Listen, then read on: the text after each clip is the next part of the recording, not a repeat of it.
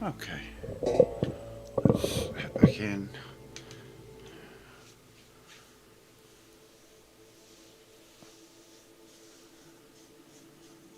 We'll keep heading out today and then we'll start heading back tomorrow. Oh, I need to put the game music back on because I can't listen to Spotify.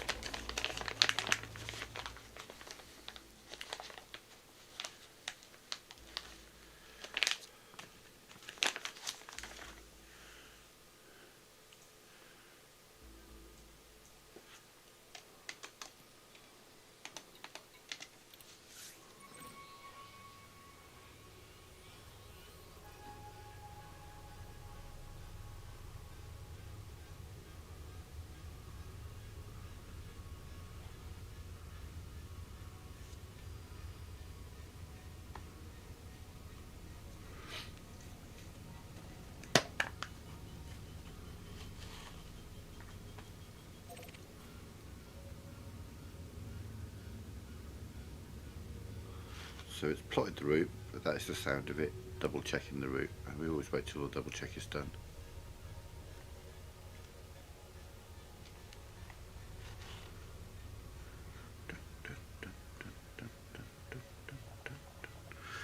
Faster and faster. There we go.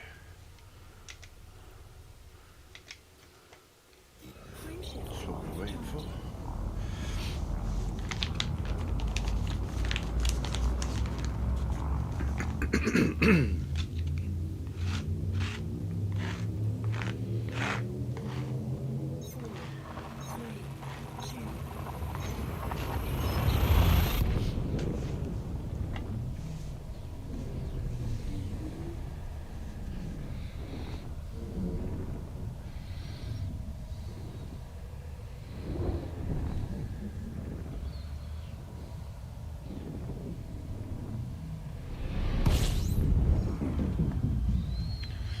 Trying to focus on unexplored systems, which we're not finding many of. I've found like 4 or 5 so far, which is quite surprised considering how far out I am. I mean, just to show how far. That's, you know, civilized space.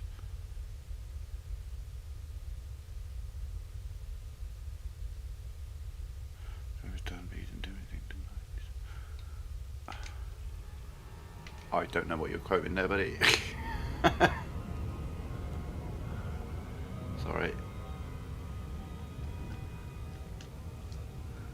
Frameshift drive charging.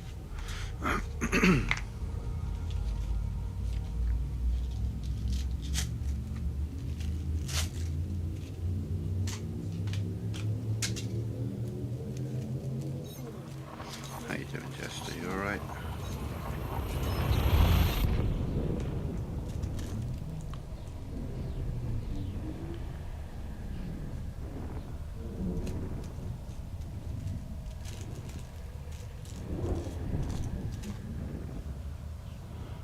Oh, okay.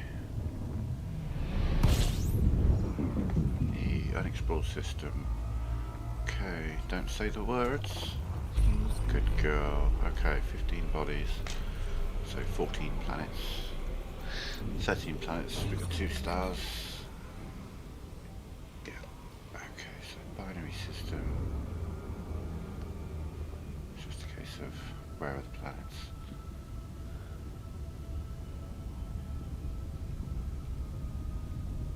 Fair enough. Yeah, sorry I wasn't on earlier. Just I was feeling too hot. That's the problem. I got this nerve disease that, you know, some days are better than others. Oh, we have water. Hey, we have something worth scanning at long last.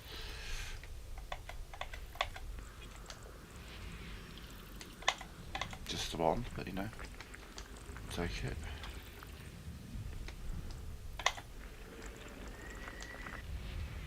Ooh, are they all around B? I mean, for a water world, if it's terraformable, it's going to be worth it.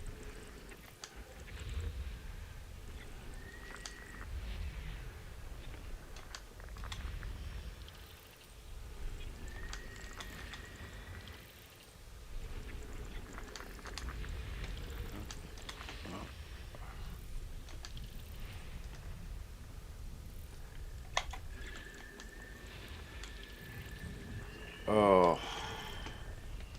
complete capitulation by Aston Villa. It's so frustrating. The problem is, Unai Emery is the best manager we've had in my lifetime. But it seems like the last few weeks, it's like he's lost the plot. I don't understand what he's thinking. System scan. Bar none. As soon as everyone on the subreddit saw the starting lineup, were like, "Oh, we're gonna lose then," because you insist on starting Ollie Watkins and he can't score a goal to save his fucking life at the moment. 2, 3, 1, 2, and 3. Cool. All right, excellent. 1, 2, and 3. Well, we may have them up 4 whilst we're there as well. 1, 2, 3.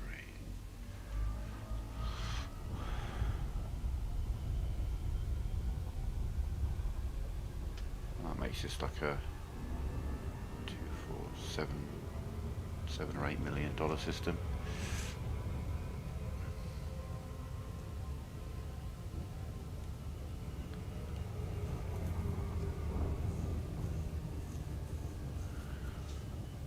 I mean, the thing is, it's the FA Cup. That's the thing to bear in mind. It's an FA Cup game. And you just don't know in the FA Cup. Where are they playing? Are you playing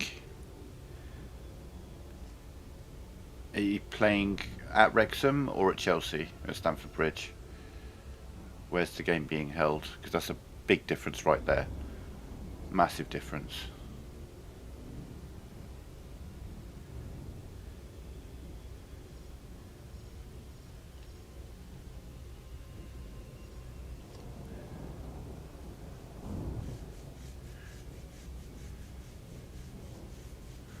See, Chelsea have to focus on the Premier League because they need to guarantee that they get Champions League next year. They also have to focus on the fact that they are in the Champions League this year. Or is it the Conference League? I can't remember what they're in now. I think it's the Champions League because they won the something. Or were they in the? No, I can't remember what they're in. Wrexham. Okay, so that's an advantage. They're probably not going to play a full squad of their best players. I'll tell you that now. Because they've got bigger priorities. Surface scan by 50%. To put it brutally. You know, everyone wants to win the FA Cup, but for like money and stuff, they have to focus on getting into the Champions League and doing well in the European competition they're in. They're still fighting on 3 fronts, and the FA Cup is the one that they would let go over fighting in the Premier League or the Champions League. I kind of feel like our manager was giving up on the Premier League and is focusing on the Europa League, but 3 of our best players are injured, so I don't really know what he's expecting us to fucking do.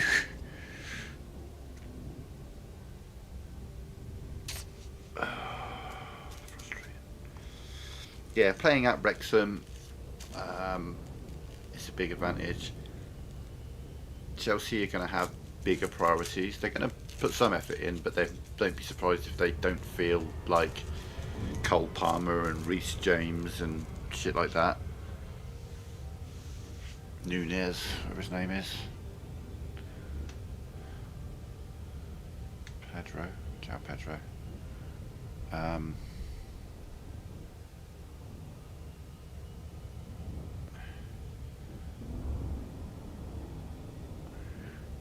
And Wrexham are in the Championship, aren't they? So, like, a Championship team beating a Premier League team is not unheard of at all.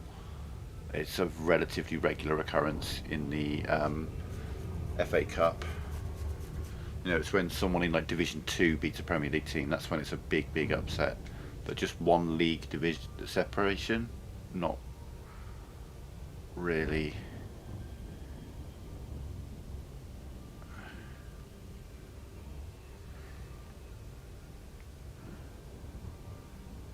the Wrexham players would not be going into that game thinking, oh, we're definitely going to lose. And the Chelsea players would not be going into that game thinking, oh, we're definitely going to win.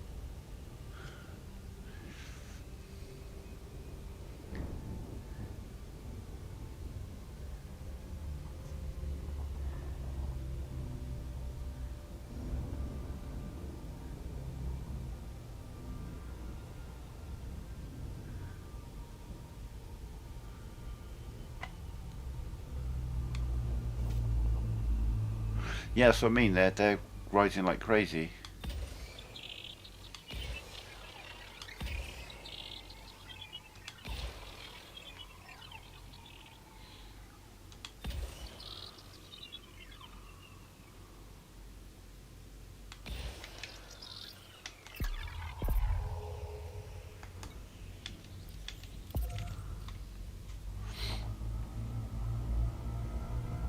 Oh, Jesus Christ! Not many football teams have a TV show and all the revenue they can get from that. Do you know what I mean? So they've been quite wily with who they've signed and stuff, but they are at a distinct advantage over the teams around them, over the previous leagues, because of the amount of money that they're able to generate.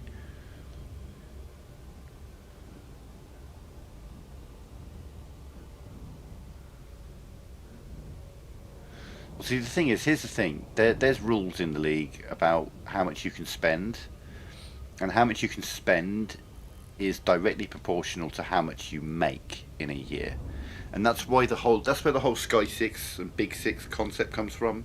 Manchester United, Manchester City, Liverpool, Arsenal, Chelsea, and Tottenham Hotspur, years and years ago, before all these rules came in, they were big and successful and were managing to make an insane amount of money, get their brand worldwide huge, and so since then they've had massive sources of revenue. Aston Villa, the team that I support, we don't have such a big brand worldwide. So that's why at the beginning of this season, Aston Villa spent about 40 million overall. They sold some players, they bought some players, and we're really struggling because we won't really be able to afford better players. Whereas Man United, who last season came 17th or 16th, are able to just drop 200 million. Tottenham can just be like, 200 million. Chelsea, 3, 4, 500 million. Man City, Man United, Arsenal, Liverpool, they can easily just drop 200-300 million in a transfer window because, as a percentage of how much money they make, it's pennies. So that they're within the rules, but they're the rules that were made. They kind of like made all the money and then pulled the ladder up behind them. That's why they're referred to as the Sky Six, because they've got the money to just buy the best players. Anytime any of the other 14 teams in the Premier League has a player who's doing really well and standing out, then one of the big teams will just come along and buy them. We'll give you 50 million, we'll give you 100 million. Yeah, we'll buy them. Making all the teams below them weaker and strengthening those top 6 teams to the degree that they are. Now, Wrexham have been doing the same thing in the 3rd division, the 2nd division, the 1st division and the Championship. They're able to do it because they're able to generate a much bigger revenue each year than basically any of the teams around them, because no other team has a fucking TV show on Amazon or Netflix, whatever the fuck it's on. Do you know what I mean? Making millions and millions and millions for them. No other team in the entire league has that. And that is a massive advantage because it all counts as revenue. And because they've got like Ryan Reynolds as their like figurehead and all this kind of stuff, they're selling merchandise all around the world. They're big in America because Ryan Reynolds owns it and because there's a TV show. So their revenue is vastly inflated over all of the teams around them. And because of that, they're able to buy better players and just succeed over the teams around them. Yeah, they'll probably be in the Premier League soon. If not next season, then the season after or the season after that. Because they just are making so much money, they can afford to just buy the players that they need to succeed. Did I scan you? I can't remember if I scanned you.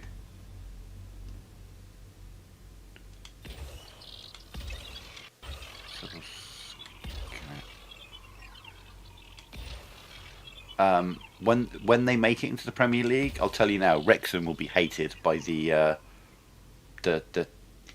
rest of the teams in the Premier League. They will be despised because of that. Because Surface scan by 50%. they're not going to be despised by the big six: Arsenal, Man City, Man United, Liverpool, Chelsea, and Tottenham. But they are going to be despised by all of the other teams because they're going to come in. Yeah, but they're not underdogs. That's the problem.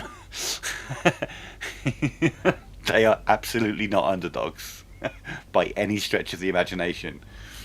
They are the big dog because they can afford to be the big. This is the point I'm making. They are not the underdog in any shape or form.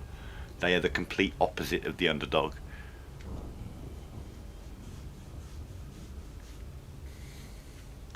They are basically everything that is wrong with football. I don't dislike Wrexham myself, but in realistic terms, they are everything that's wrong with football. They are proof that you've got enough money, you can buy your way to the top.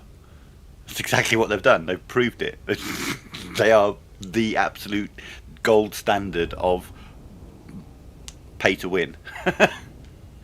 Yeah, before they bought them out of the trash, and they started up a TV show about them, and they managed to generate a massive amount of revenue, and they're able to use that revenue to buy players. And no other team in the league can do that because they don't have big Hollywood-produced TV shows giving them a massive income boost. And how much money you can spend is directly related to your revenue. So if you are making 10 times what all of the teams around you are making, well, guess what? You're going to win because you can buy all the best players. Wrexham are not massively liked in the UK because they are the absolute epitome of throw enough money at it and you can win. They're not viewed as the underdog at all over here. They are not in any way. They are viewed as the, oh yeah, if you just throw enough money at it, you can win. The point is it isn't the team. If he'd have picked any other team in the league, if he'd have picked any other team, and it had been welcome to Blackpool, or it had been welcome to Wimbledon FC or something like that, no matter which team he picked, that's the team that would have the meteoric rise because they would have the Hollywood backing money, essentially. That's not how it works. You just get random millionaire superstars to buy your team. Because that's the team they chose, that's the team that's going to do really, really well. I don't begrudge Wrexham or anything like that, but at the end of the day, their success can't be marked as the plucky underdogs fighting their way to the top, because that is absolutely the complete opposite of what's happening. Yeah, and they are despised as well. Also, Tom Brady just made himself an absolute tit of himself when he came over here. He goes over and he talks about how Birmingham City, which is the team that he has a stake in, are the biggest team in Birmingham, but they're not. Aston Villa, the team that I support, is the biggest team in Birmingham because they're the team from Birmingham that are in the Premier League. Yeah, Birmingham City are Aston Villa's arch rivals. They are the scum. They are the team that we hate the most. Shit on the city is our slogan. They are our derby rivals. We're both from the same city, but we are a bigger and more successful team.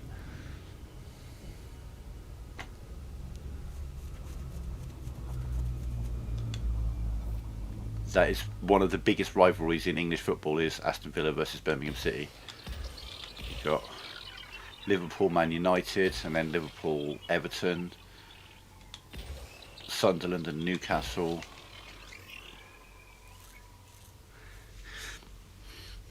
Yeah, but that's the thing. He came over here, he was giving it all the big talk, but without having the knowledge of the history or the football. Do you know what I mean? So it was just like an American coming over and talking about how great the team that he has a stake in is, and they're not. it's that simple. They're not a great team, and they're not. It's I don't know how to put it. It'd be like, I don't know. Oh yeah, don't get me wrong. Don't get me wrong. They care and all that. That's fine, but that show is what's making their money and enabling them to have the success that they do.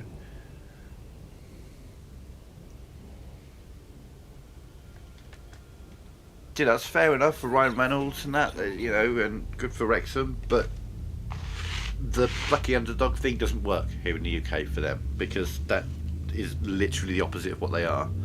They're able to sell that to the American audience, for example, but that's because the American audience doesn't understand how financing a football club works. And that's the thing. Like I say, the exact rules that are stifling so many teams are the rules that Wrexham are managing to take advantage of, essentially. There's just nothing anyone can do about it. They're able to generate this huge income source that no other team's able to generate.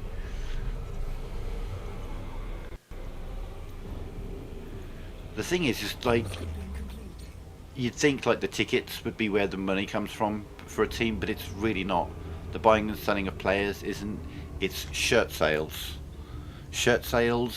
and merchandise, and then revenue. It's merchandising revenue, and their TV documentary comes under that, which enables them to kind of subvert the rules in a little way. They're able to inflate their income and thus give themselves a bigger pot with which to spend. They're not loved here. They're not like necessarily hated, like, but this is exactly what Man City did. Manchester City were nothing. They were a middle of the table Premier League team, oftentimes in the Championship. They were like Birmingham City is now. Do you know what I mean? They were just bang average. And then multi-billionaire Saudi owners bought the club, injected massive amounts of income into generating income, and they essentially bought the Premier League and then kept it bought for years. Manchester City are another team who can, oh shit, we didn't win the league this year. Oh, we'll just spend 300 or 400 million pounds and buy all of the best players available out there, which the rest of the teams can't do that. Like, as an Aston Villa fan especially, it's been so. For 3 years now, we've qualified for Europe 3 years in a row. No other team in the other 14 have managed to do that for years. And we're doing it against the grain. We're like being forced, like the rules are holding us back the entire way. We can't spend money. We're having to loan players. We're having to buy players that we sold in the past. In January, all the teams around us, Liverpool, Arsenal, Chelsea, Man City, they all spent a couple of $100 million and bought in loads of really good players. We literally bought 2 players that we used to own and sold because they weren't good enough for us. But we had to buy them back because we needed players. Because of the injury crisis we have going on. Like us, we spent like 40 million this year to make our team weaker. And all the teams around us that we're fighting with that have all that money, they're spending hundreds of millions to get way stronger. It sucks. It sucks. It makes it so hard for any of the other teams to try and break to the top because all the rules are stacked against them. It absolutely blows.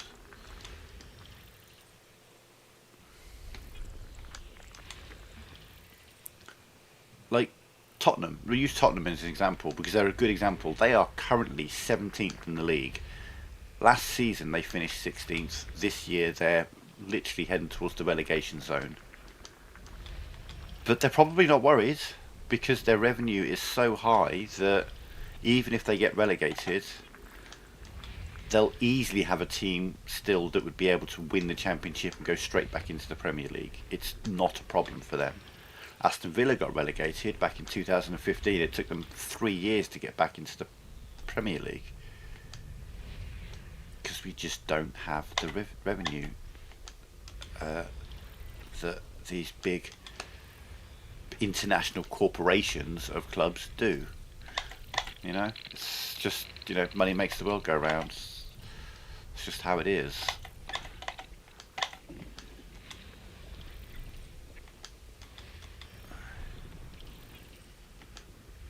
hate that that's how it is, but that's how it is. Like some stat that's interesting is like a lot of these like big six clubs like the Manchester Uniteds, Manchester Cities and stuff. For those teams, the majority of their fans, and by like sort of like 80-90% of their fans, have never been to the stadium, have never watched a live game, maybe haven't even been to the country. They have big international fan bases. They make millions every year with shirt sales all around the world. Whereas if you want to buy an Aston Villa shirt, or you want to buy an Everton shirt, or you want to buy a Fulham shirt, you're only going to find them in a specialised sports store in the town that is represented. Whereas you can buy the Arsenal or the Man City and all that kind of stuff anywhere. Absolutely anywhere. All the shops sell those.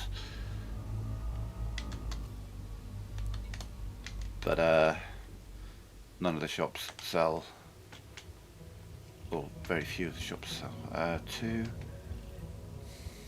3, well, it needs mapping. 2 and 3, okay. Yeah, 2, 3.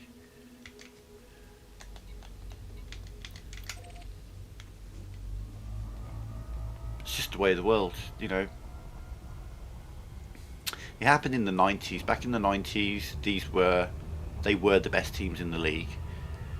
And it was right when the Premier League started. And so they were able to take advantage of all the TV revenue and all that kind of stuff early on. And during those few years, these 6 teams were able to just make massive amounts of long-term revenue, essentially. And then after a while, they introduced these rules. And the idea was you could spend a percentage of your income on, improving your team.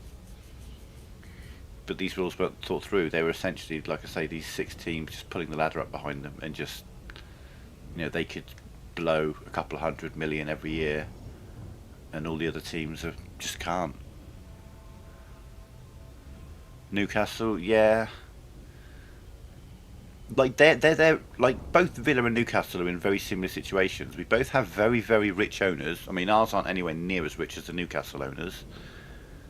But because of these PSR rules, because our income isn't like insane like these other 6 teams, neither of us are able to really compete. We can get almost there, but then a couple of injuries or couple of bad games and then suddenly you're on the back foot again. Newcastle and Villa are very similar in that respect. They've both gotten into Europe again recently, but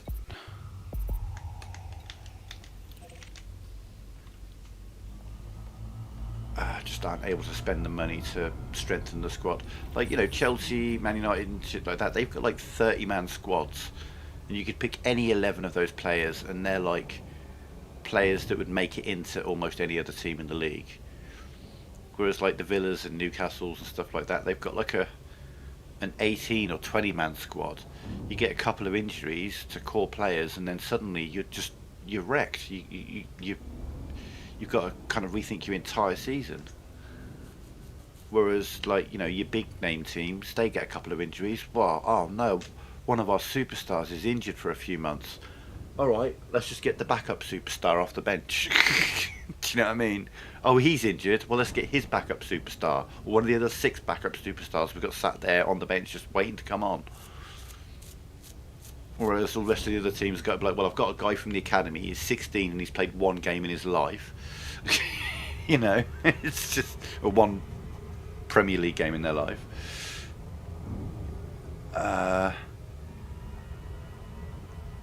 It's just the way it is. It's so hard for the teams to break into that core top 6. I don't know what leagues in other countries are like. Do they have like a group of teams that just completely dominate the league year in, year out, and the rest of the teams can't compete, or are they more fluid? I don't know. But ours is just this corrupt as shit. It really is. It's just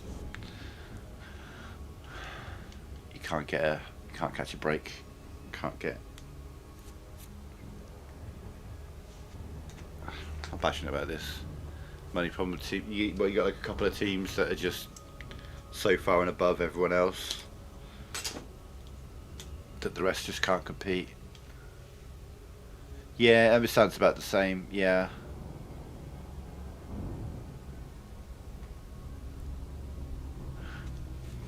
Yeah, and that's it. My team's one of the ones that has been just existing, but for the last 3 years in a row, we've managed to get into the top 6.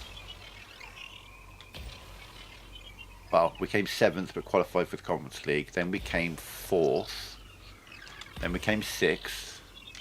And this year, when we were 2nd at one point, but then we had this massive injury crisis, and now, God damn it. Push the button again. Surface scan complete.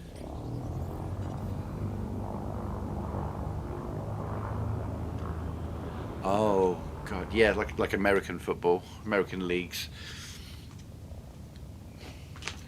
They're baffled by the concept of regulation. Like, isn't it right? I don't know for sure. I don't know if you know either. With the NFL, like the teams who do the worst get like first pick for the next season on who to draft or whatever. Which maybe keeps things more even or whatever. But Jesus, it's not like that in football.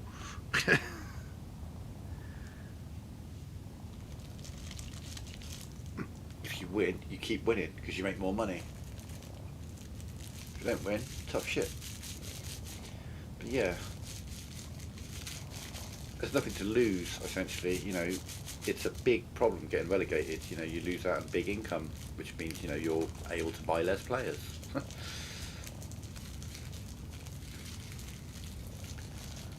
Ravens. I'm not really into the game, but if I had to pick a team, it'd be the Bears. Because that was the local team where I lived when I was in the States. I was in Illinois, not in Chicago, but... Free shift drive charging. in that state. The Bears and the Cubs. 4, 3, 2.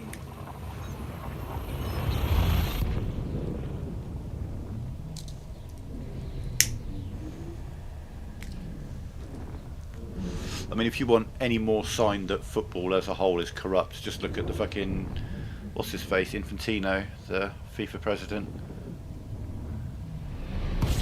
and how far he has his nose up Trump's ass. Jesus. Oh look, we gave you a peace prize. He's the only person in history to have a second-hand peace prize and then get given another peace prize and then just, starts a fucking war because he feels like it. Fucking moron.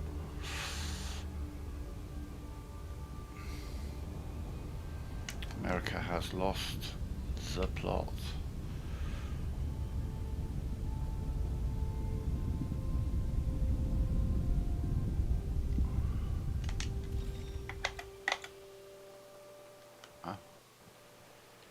Just the one planet, okay. Shit, he could be anywhere. Oh, it's right there. System scan complete.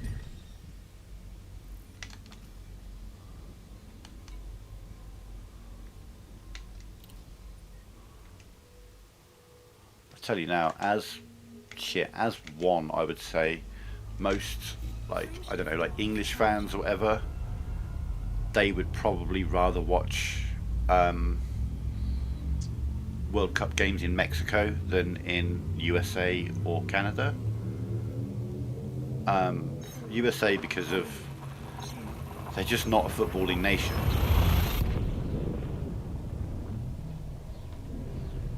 And all the ice stuff and all the shit that's going on over there.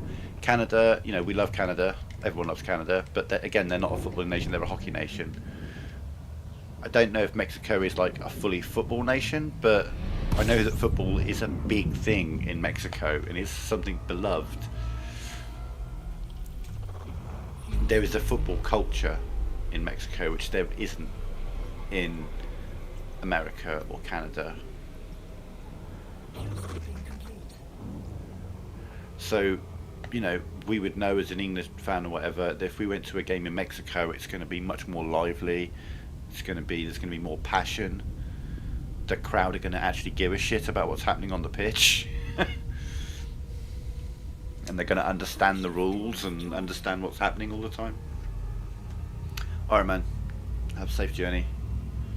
10%. Yeah. So I mean, it's a very much a lot of South American countries are very passionate footballing nations, you know.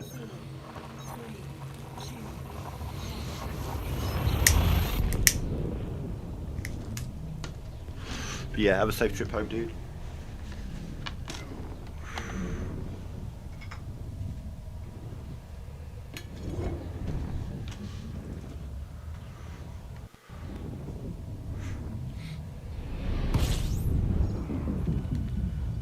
I'm a bit bemused that all these systems, most of these systems seem to just be explored. I feel like I'm quite a good distance away from the bubble.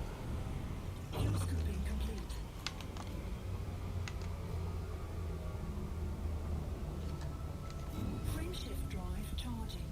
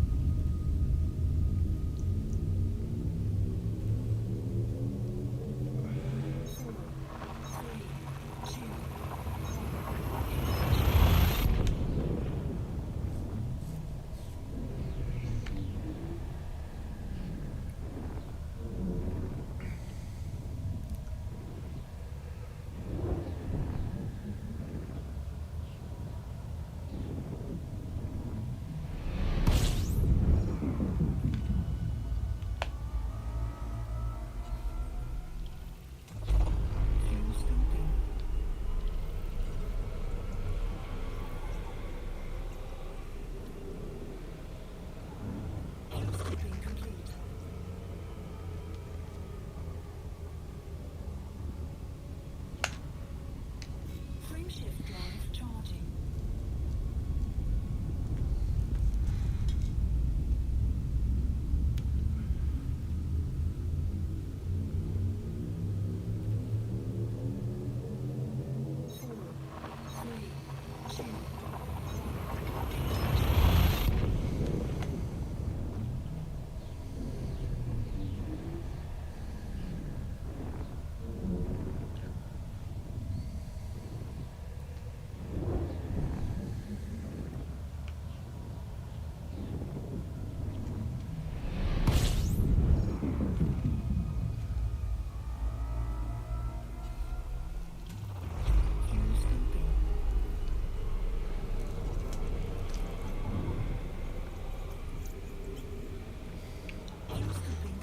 G-class star, 10 planets. It's a promising early sign, but we'll see.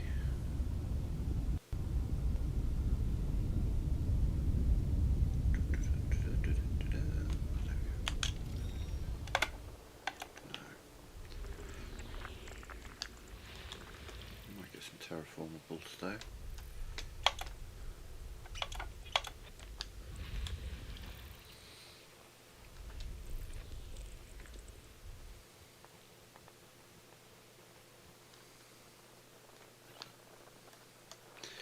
That's that bubble nebula.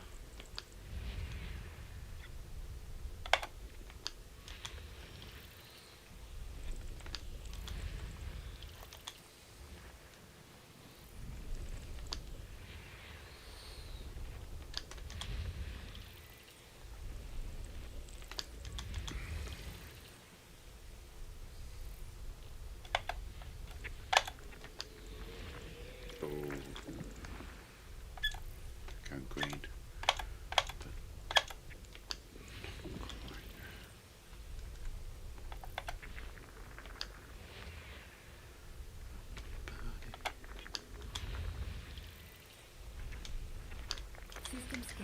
complete.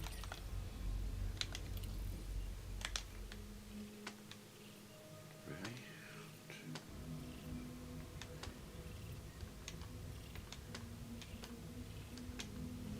2 and 3. That's 6 million right there.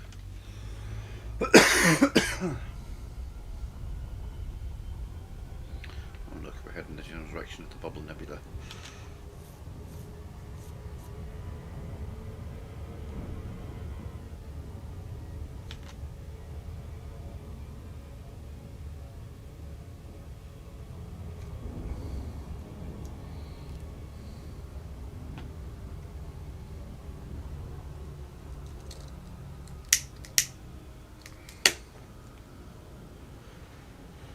Biggest thing in the galaxy, that. Well, more kind of lilac colour.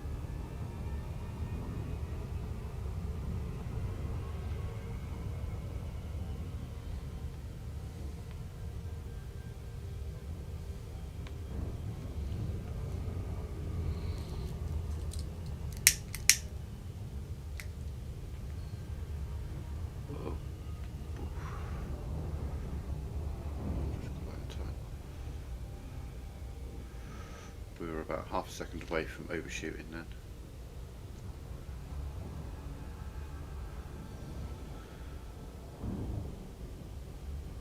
If it's at 7 or even just about in 6, you can slow down just in time, but if you drop down to like 5 seconds, you are overshooting. You will not slow down in time. You can kind of go down and then back up again to kind of shake off some speed. If it goes down to 4 or 3, you are shooting past. Yo, Cambo, how you doing, dude?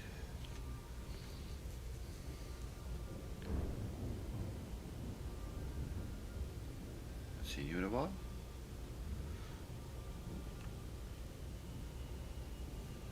Right, let me get comfortable. Sit back close to the mic again.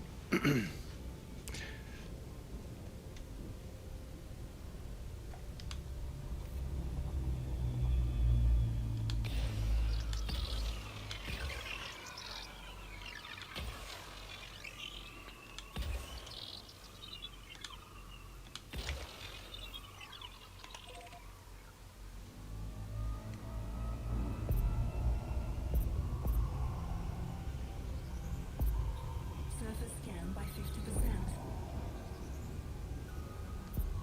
Surface scan complete. Frameshift drive charging.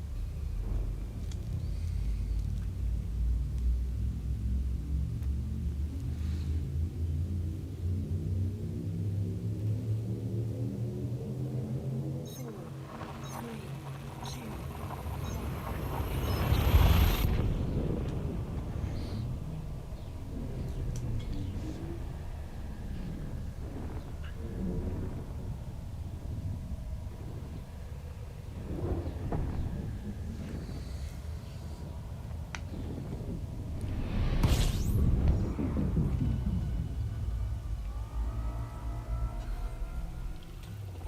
fuel scooping.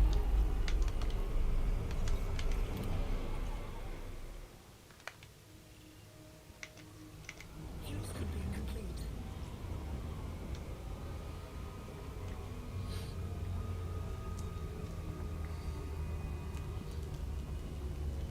Frameshift drive charging.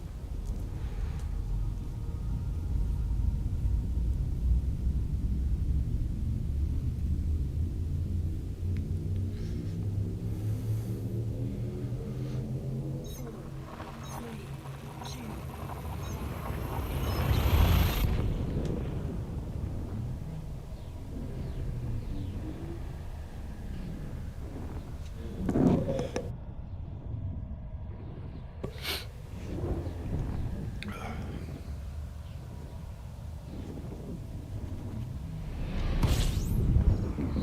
Ah, undiscovered. fuel scooping.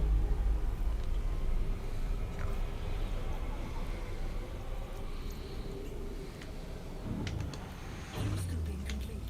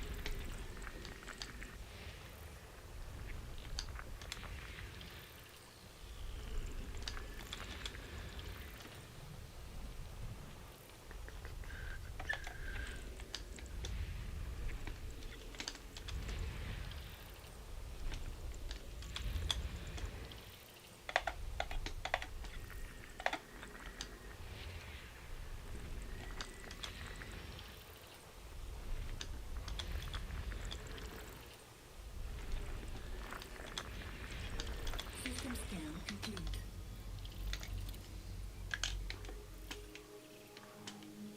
2, 1 and 2, and they're orbiting each other. Beautiful. Look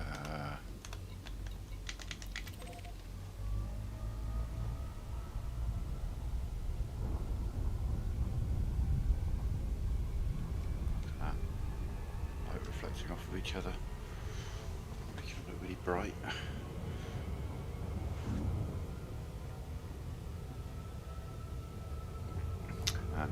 they are the closest two to the sun as well. How close together they really are. Am I going to be able to just park in the middle of both of them and then scan them both without really moving? That'd be cool. Don't think that's going to happen though. Oh shit, no, 6, 7, there we go.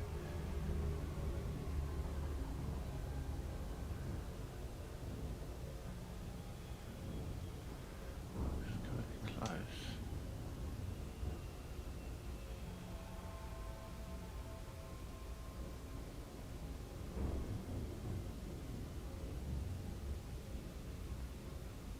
I want to go to the side of it so we can be moving away from its gravity well when we head to the other one.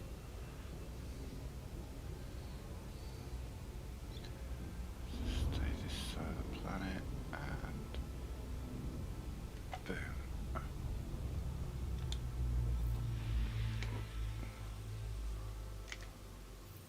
Let's face the planet, shall we?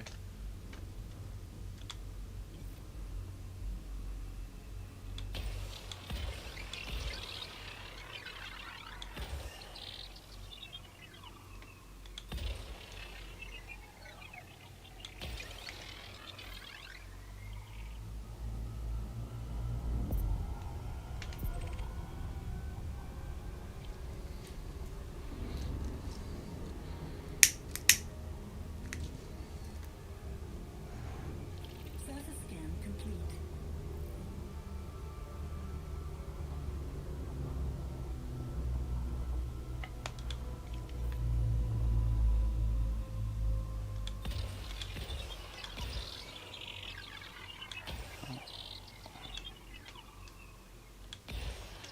It's another 4 million for those two planets.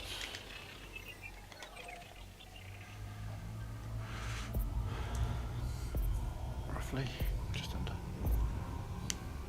Surface scan by 50%. Surface Surface scan scan complete.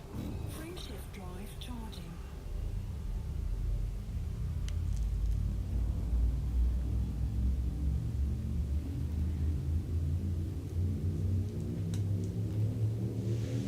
What we want is to find the setup like that, but they're both Earth-likes. Twin Earth-likes, I'd love to see that. I've had twin water worlds. I've had I think I've had an Earth and a water world together, twinning around each other. I've never had a twin Earth-like world. I have had a system with more than one Earth-like world, but not twin Earth-like worlds like that orbiting each other. Which would be quite a cool sight to see. System scan System scan complete. complete. Yeah, moving on. Geoscoping complete. Should be able to get a better eye of the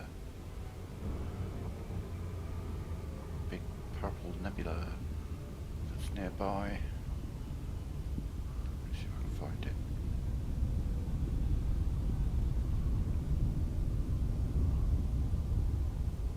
It's pretty hard to miss. He says I was failing to see it. Oh no, there it is.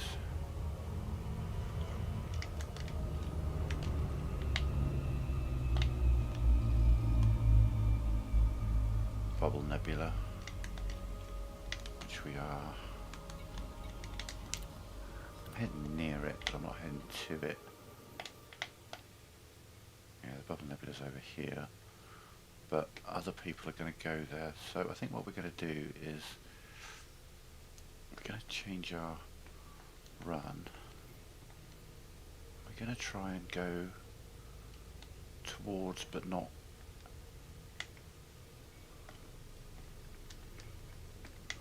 Let's take it down, and then let's aim.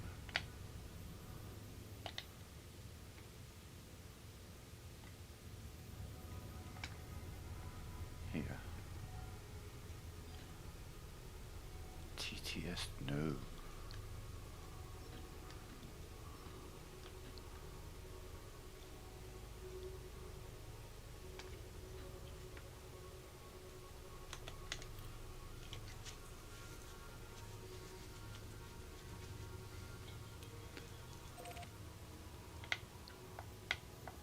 Yeah, I mean that takes us real close to the Purple Nebula.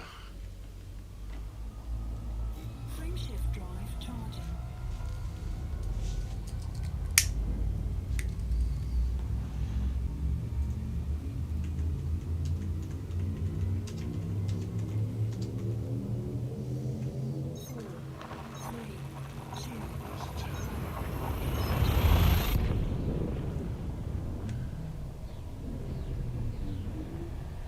TGS, okay, so it's a terrorist.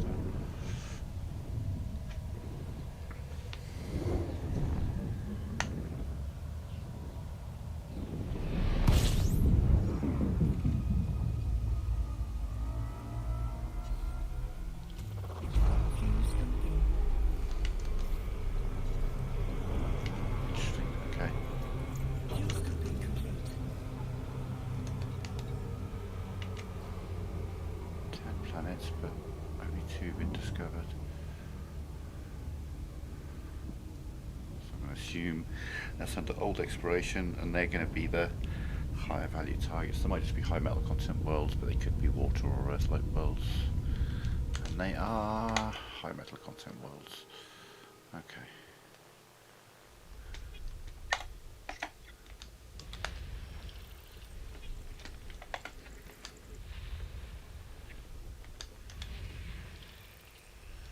I'll map the rest of the system. Well, say map, that's not the right word. I'm not going to map the rest of the system. Maybe a couple of worlds that we map if they're terraformable.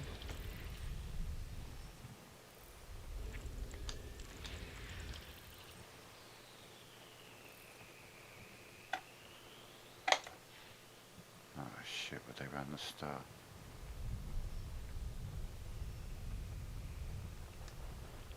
No. So where were they then?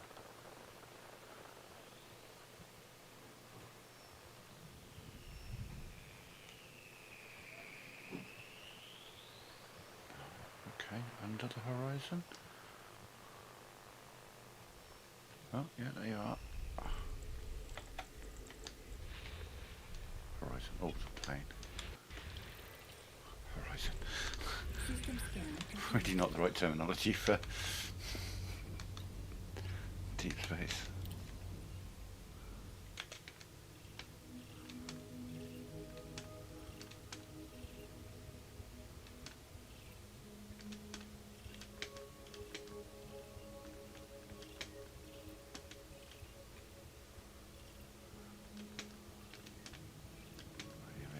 Okay, so 4 and 5.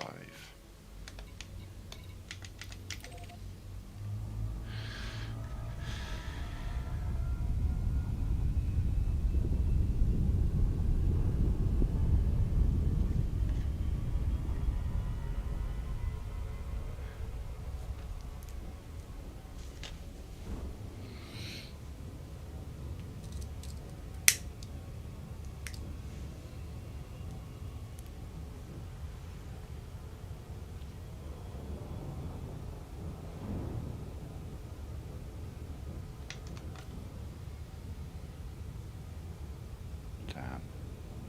Yeah, 5's the other side of the star. Lovely.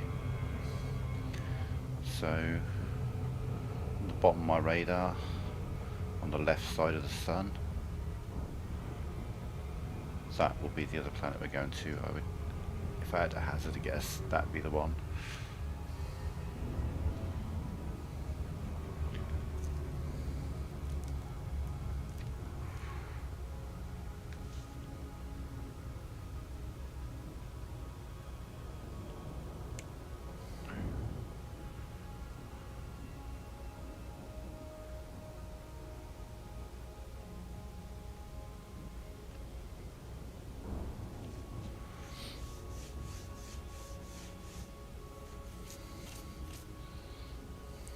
So I need to make, I can't remember how much I need to make. I can't remember how much I've got. Let me double check.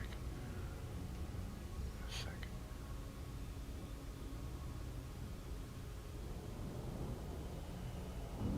I think I've comfortably got what I need to hit that elite status, which is a part of what we're doing on this journey.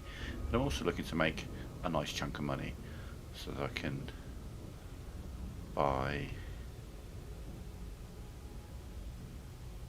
a bigger ship.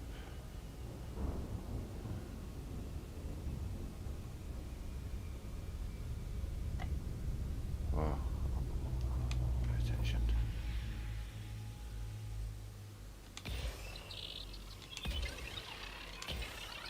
Closer than I normally be, so I don't know if this will be accurate. Let's take this a little bit further out.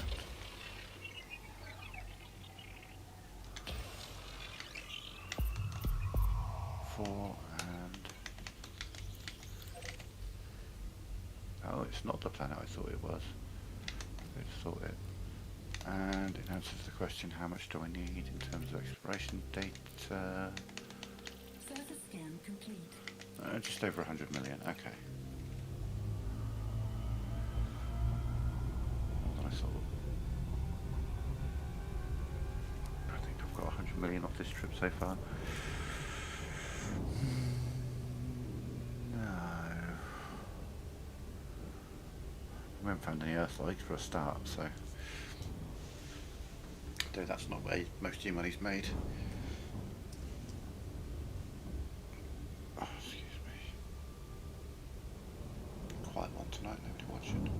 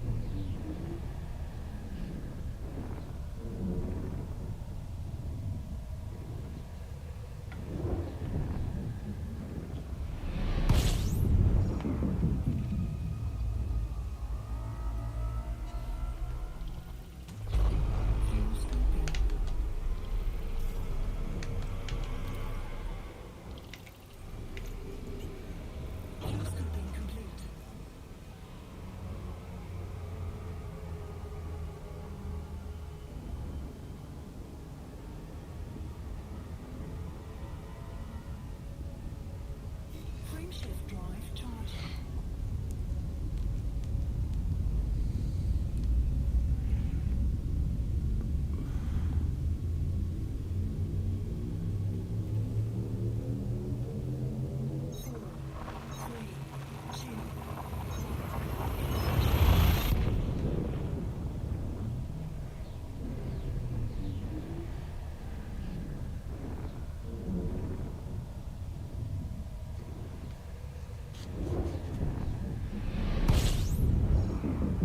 Interesting. No star. Wait, there's a star, obviously, with no star on that. Radar. So, old exploration. They found 2 of the planets. Fuel scooping complete. Okay, that's interesting. So there's some planets between.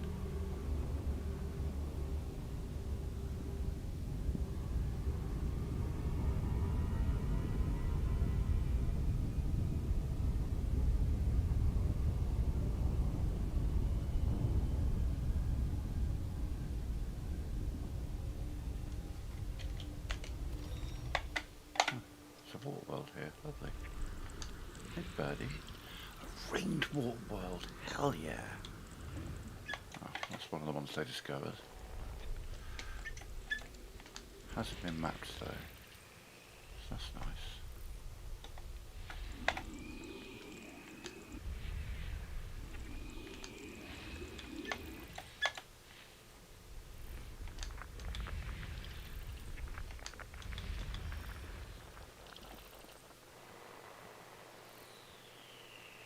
Wait, is that big world on the map? Is the water world?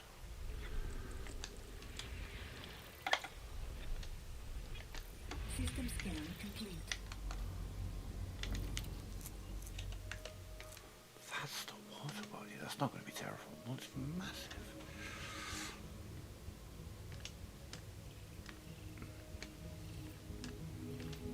We are going to map it though. It's not often you see such a big water world with rings as well.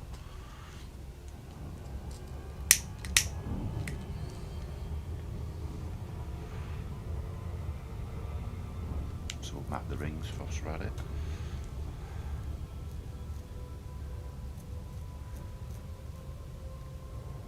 If it's got a double ring, we might have some fun.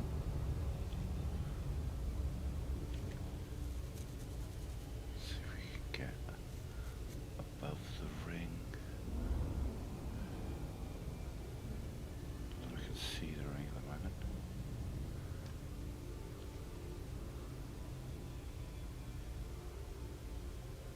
Oh, is it like a really faint ring? Oh yeah, there it is.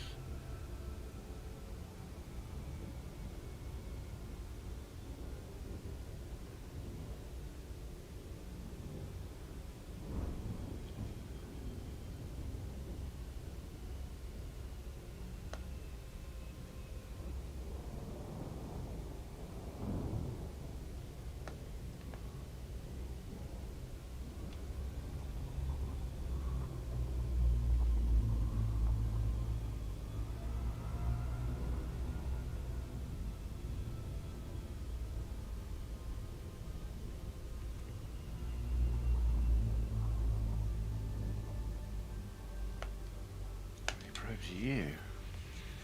9 probes. Okay, here's what we're going to do. 1, 2, 3,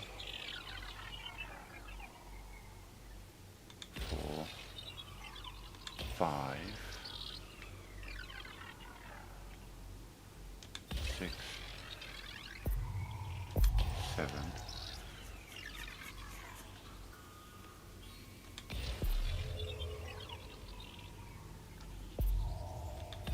There's a second ring. Scan by 50%.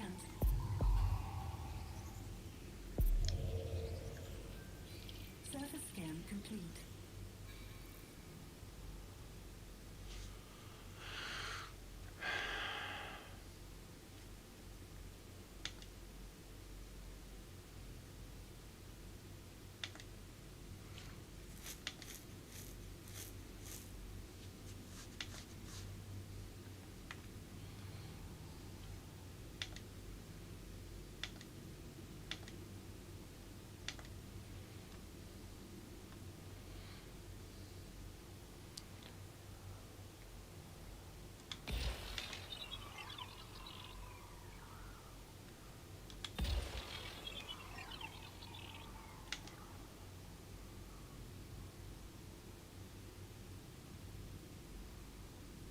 that fills that corner out.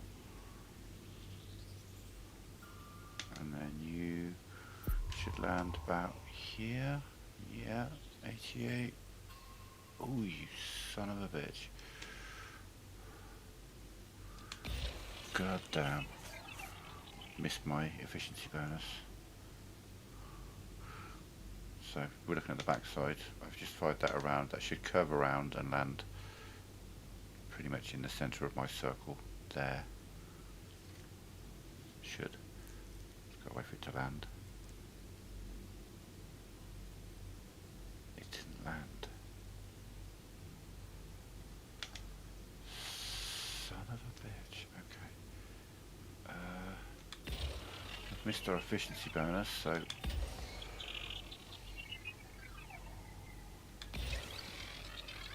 just try and fill in those blanks. It's such a big planet. There we go. Further scan complete.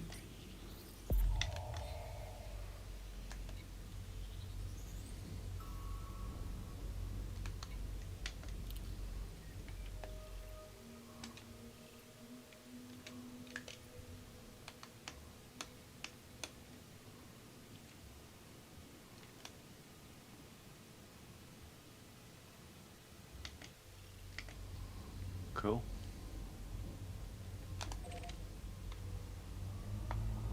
Let's see what it looks like.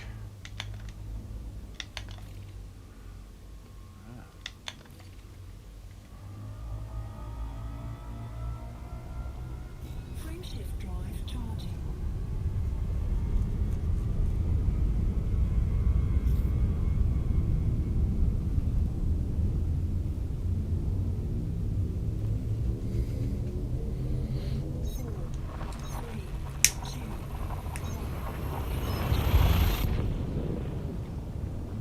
Cool planet. Pretty big water world. Water world.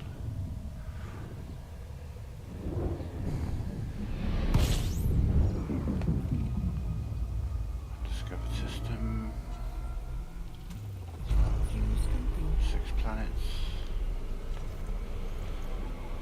So 7 bodies, but one of those is the star.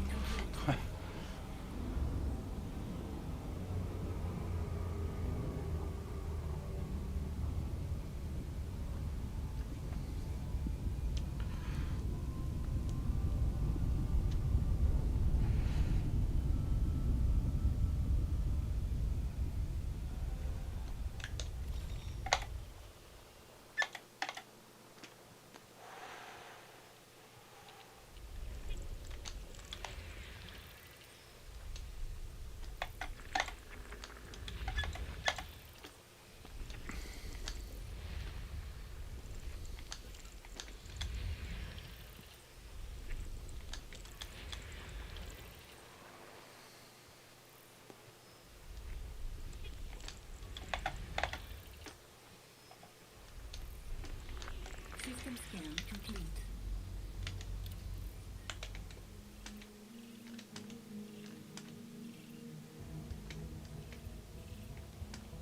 Two and 3.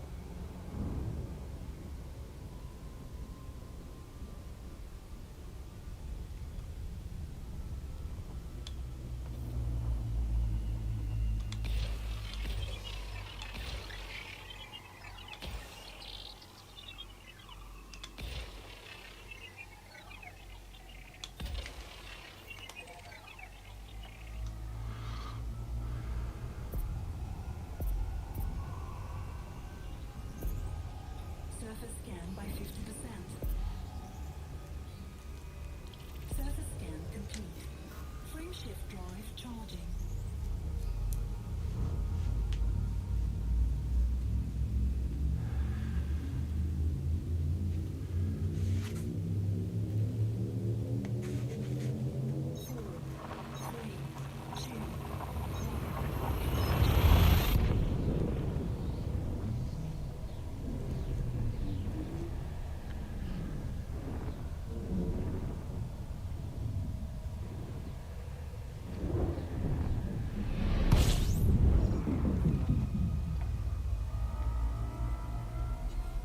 Just go to system. System scan complete.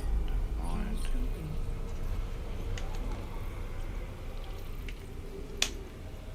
Fuel scoping complete.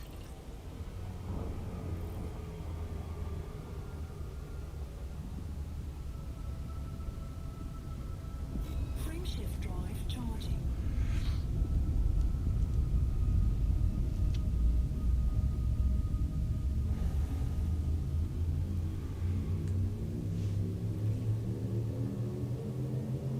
Four, three,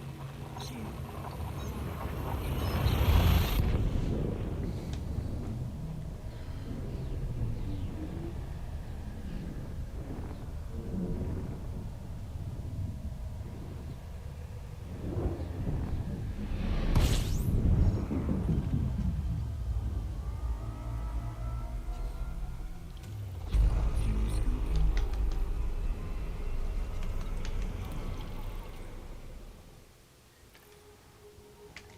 Fuel scoping complete.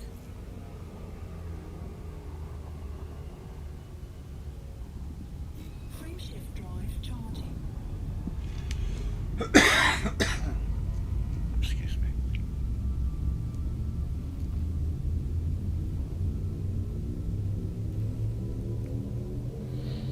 Four, three, two,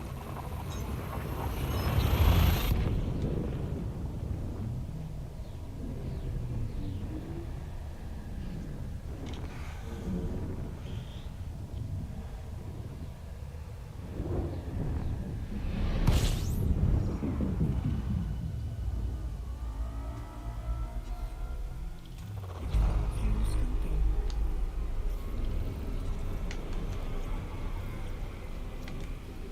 Fuel scoping complete.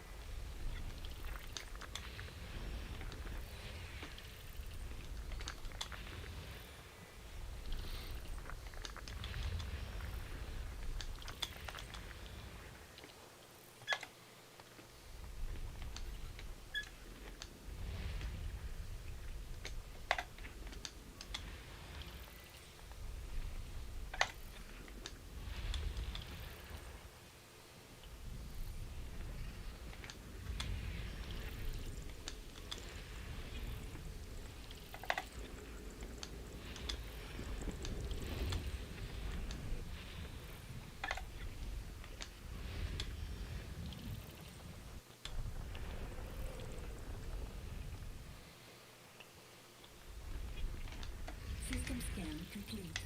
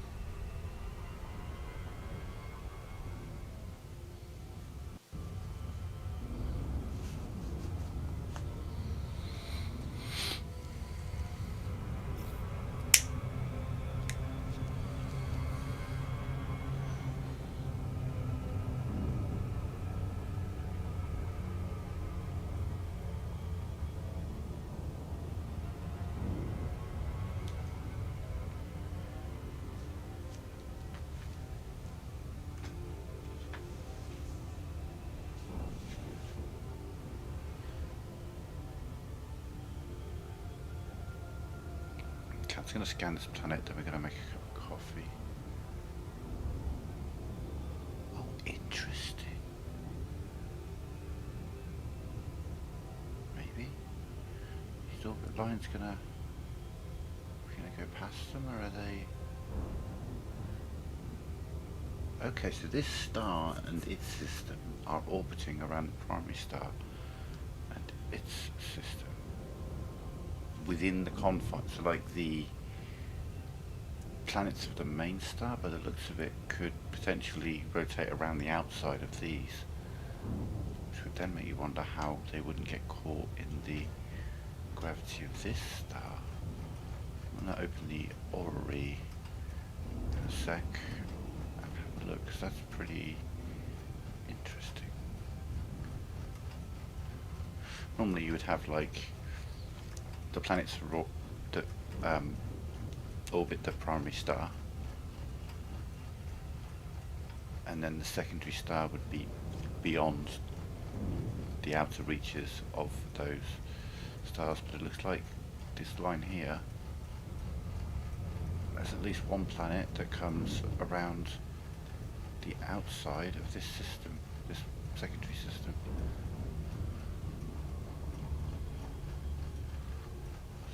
Yeah, solar system.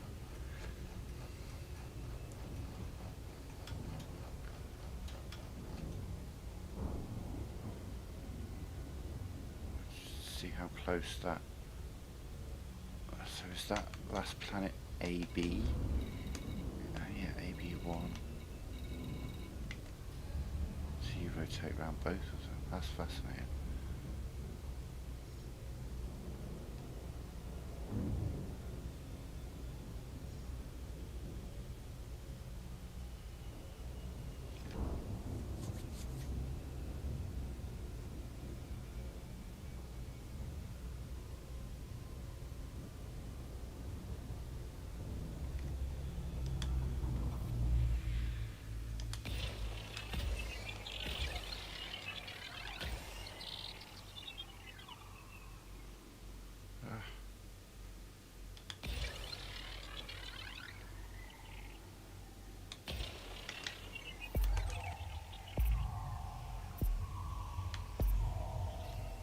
Surface scan by 50%.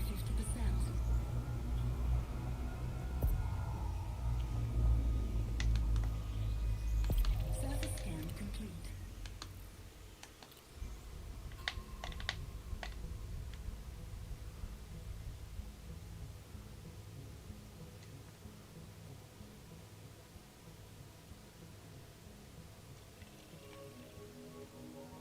So you have A and its stuff going on,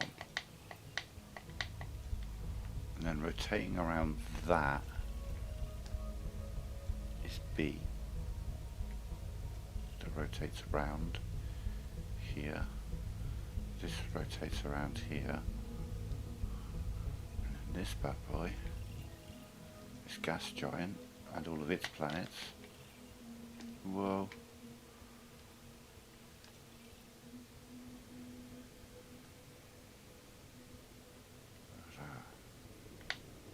Gas giant and all of its planets rotate around the pair of them.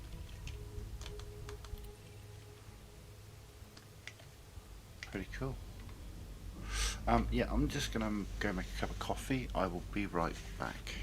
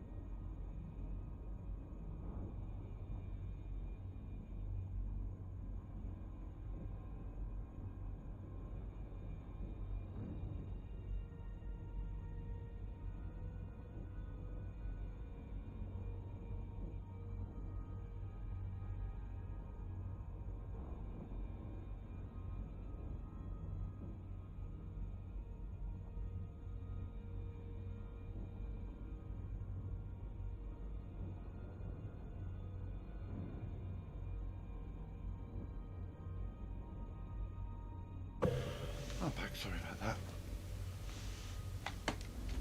Frameshift drive charging.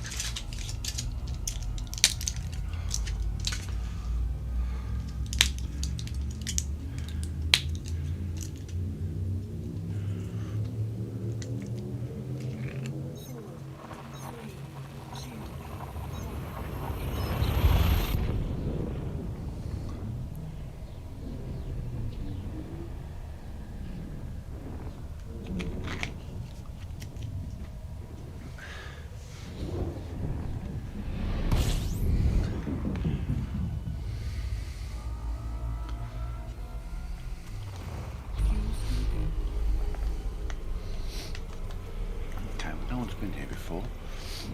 Someone's been here. Okay. We've got here. What have they found? Really?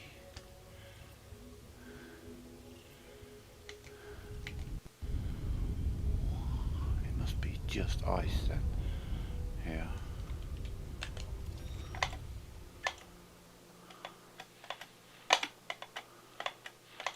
Oh, I mean, we might as well map the rest of the system.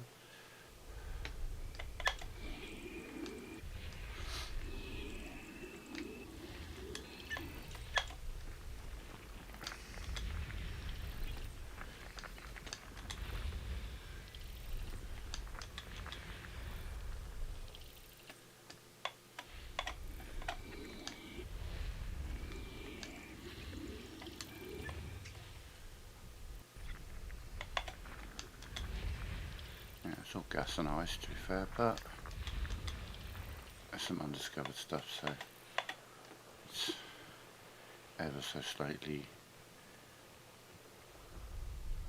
less useless.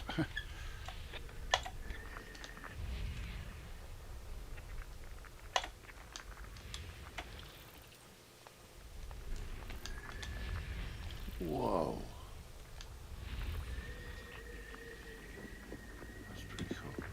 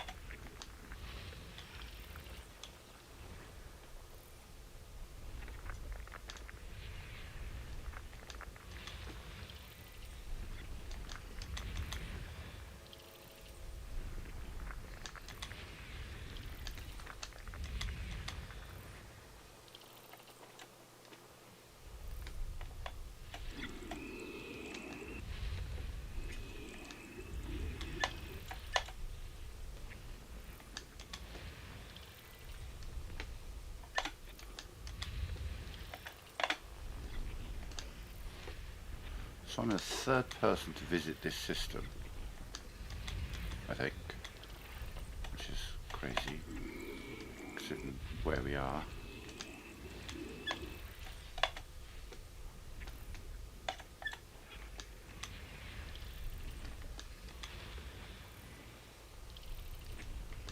System scan complete.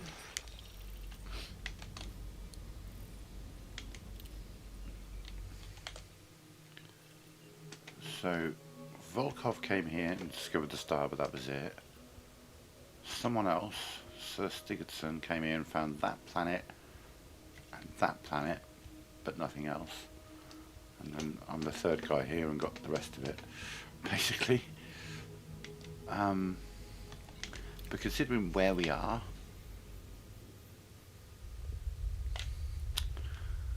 as I say, this is the bubble, this is civilized space, that sort of area. This is a small area, if I just show how small it is. That is the bubble. There are some civilized like populated planets systems in and around this area, but not many. Most of them are around here. There's an engineer down there, the Witch Head Nebula.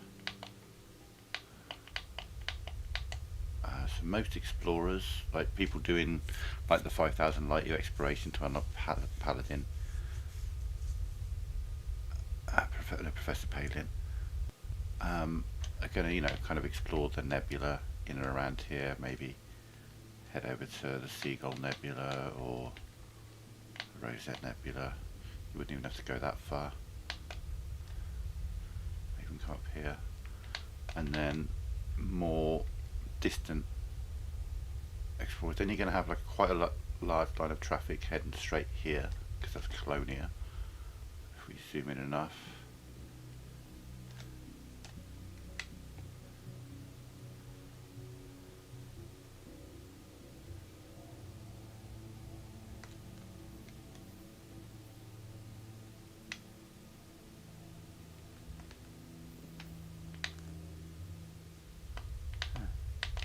Where's Colonia?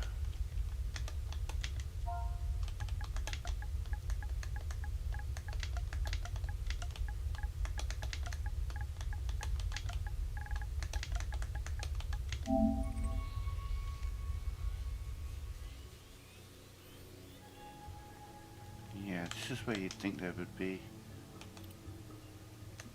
some power play.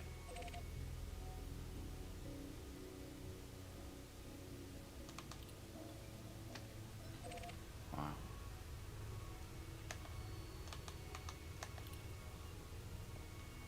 There's Colonia.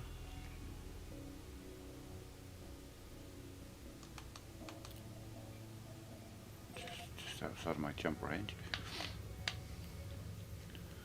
That's the other bubble, but it's not really much of a bubble, to be fair. But I'm sort of heading away. I feel like if I'd have come this way, I probably would have had more luck finding unexplored systems. Heading towards the Bubble Nebula, which is, you know, going to be explored. So before we go back, we're probably going to kind of cut. Maybe we'll try and.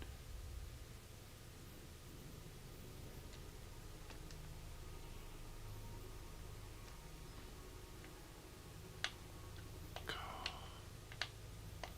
that'd be a gamble if I could make it out there.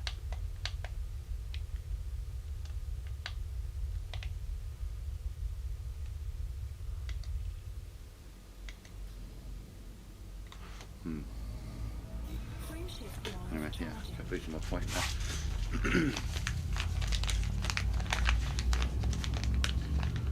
So the area I tried to look at there, we may plot a route around that sort of way, but then realistically I want to stay where there's more dense stars, because where there's really sporadic stars around the edge, they're going to be explored. People are going to do that. So you want to kind of stay in the arms as best you can, so there's much more dense population of stars, which means that you're less likely to land in a system that somebody else has previously jumped into. Again, someone's been here.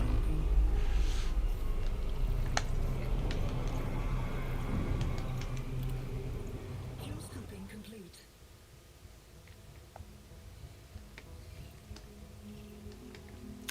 Now that's interesting. There's 1, 2, 3, 4, 5, 6, 7. There were 10 bodies.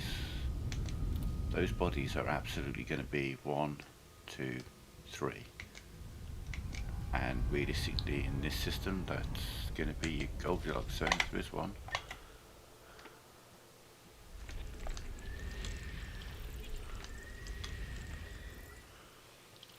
That'd be crazy if this guy's managed to basically get everything except the terraformable walls. That was... Whoa. It's all blue. Look at that. I might actually go and have a look at that. That looks cool as shit.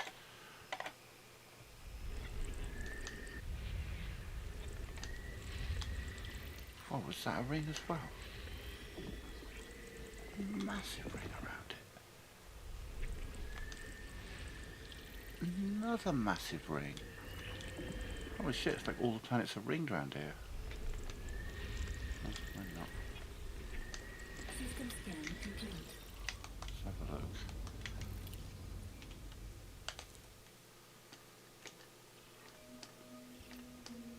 Okay, well they're not terraformable. That one is though. Hasn't been mapped.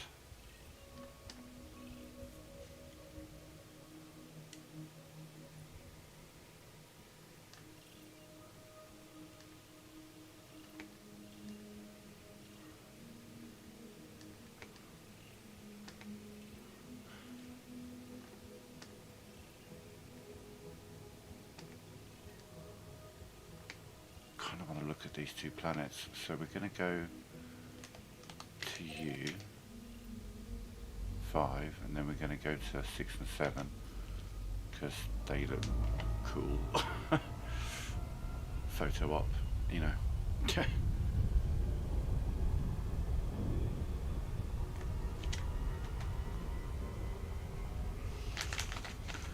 And we will probably do a fly through the rings.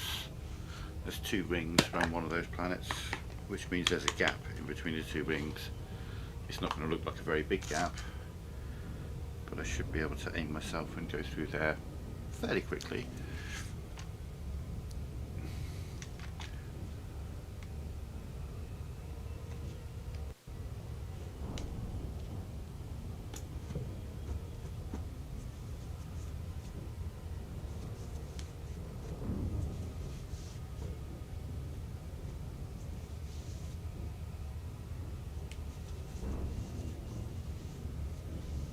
Which is a fairly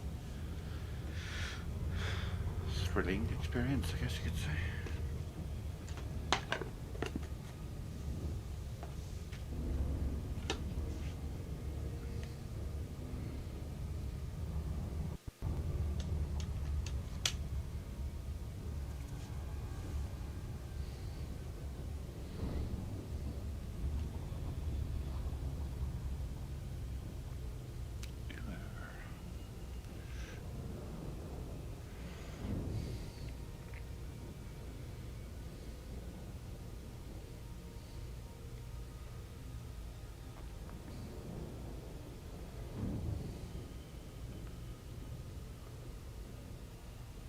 So this one we're going to because it's terraformable and we're going to scan it, and the other 2 planets we're going to go to are orbiting each other, and we're just going there for the photo op because they look really cool. Oh.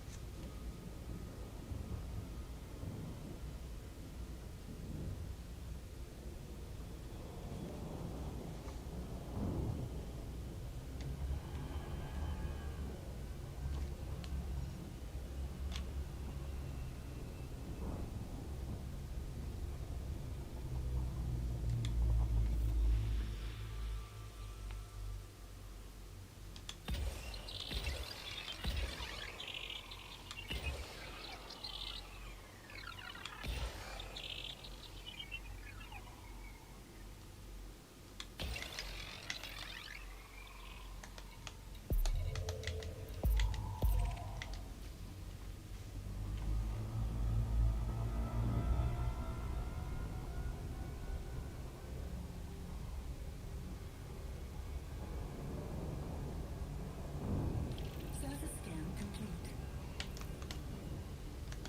I realised it was a double star situation. Of course it is, yeah. I just didn't realise they were that close to each other.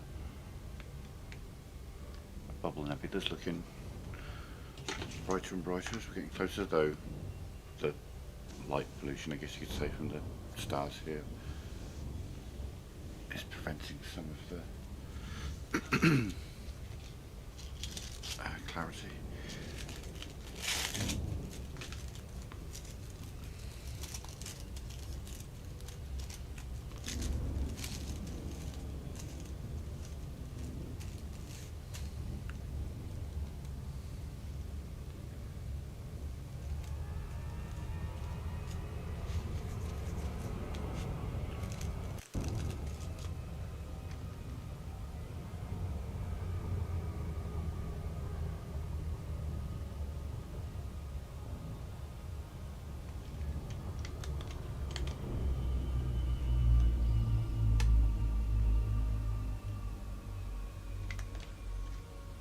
Trying to get one star in front of the other, but it's pretty hard to achieve.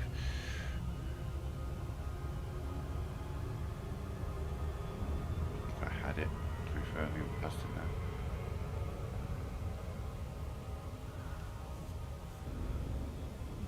The thing is, when you put a star in front of the star, you don't really get an eclipse effect. You just get a really bright effect.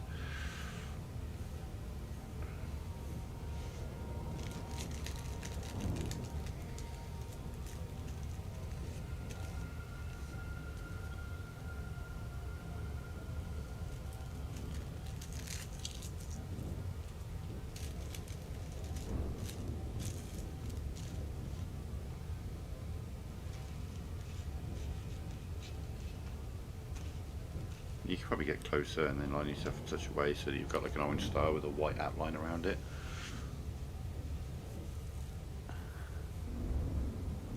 Oh, easy set up.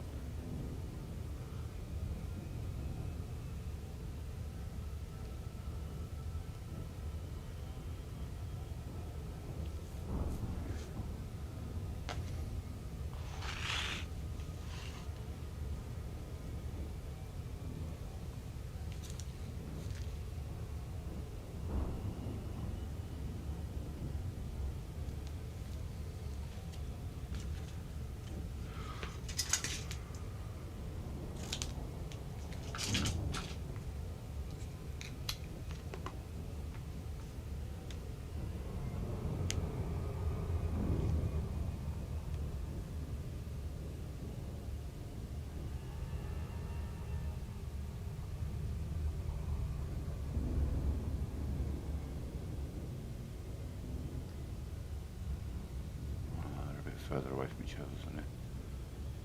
Look like this is the one with the double ring.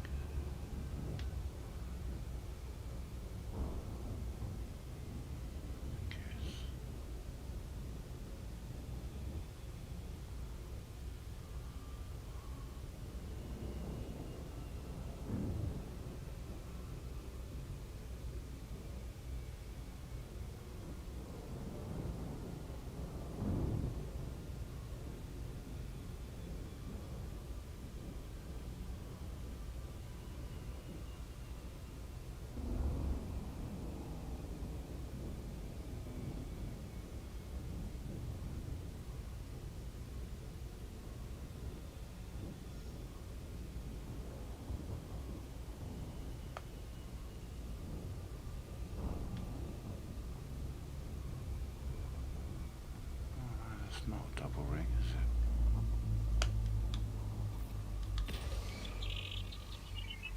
Is it?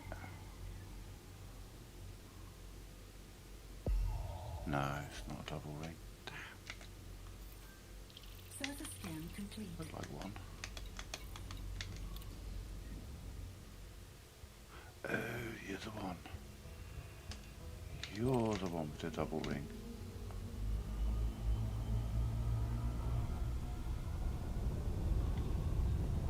Like a double ring.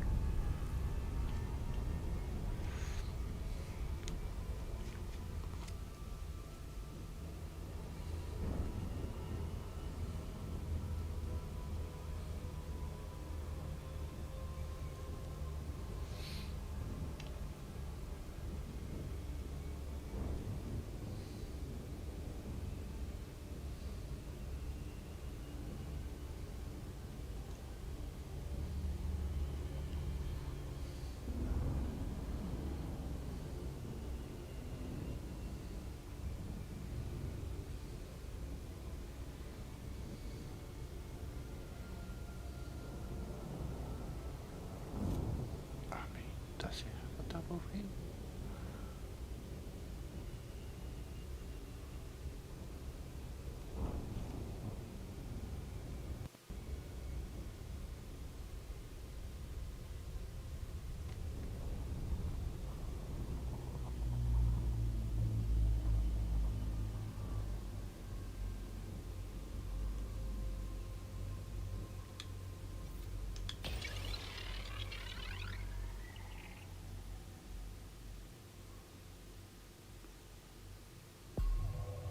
do have a double ring situation. Surface scan complete.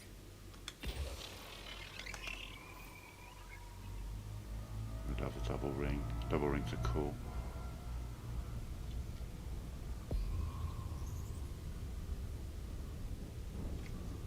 Surface scan complete.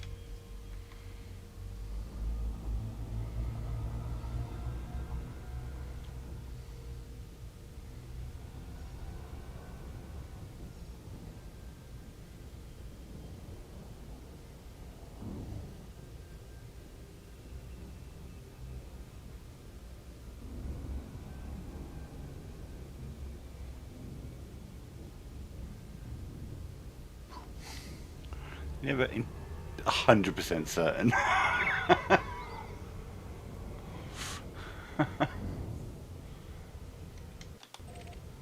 Oh, we do have to go that way. Whoa, that's way fucking closer to the planet than I thought it was.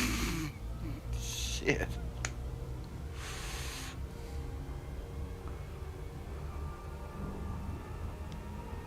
I can warp through the ring, but at the speed I'm going, by the time I hit the warp point, I would probably hit the ring first, so we're going to go around the ring.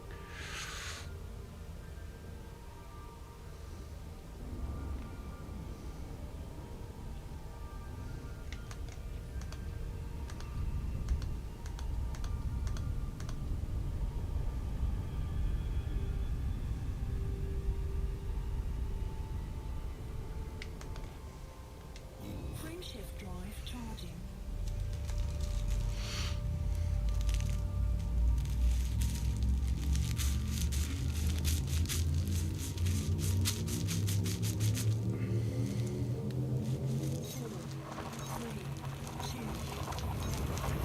But if I was in my Eagle and not thousands of light years away from home and not carrying a shitload of exploration data on me, I would commit to going through those rings much faster.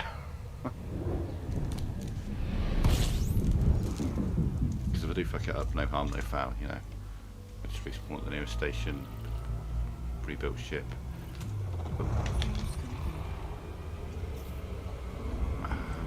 But not a risk I'm willing to take. System scan All the complete.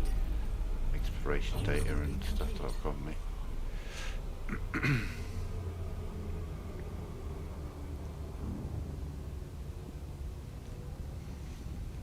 Frameshift drive charging.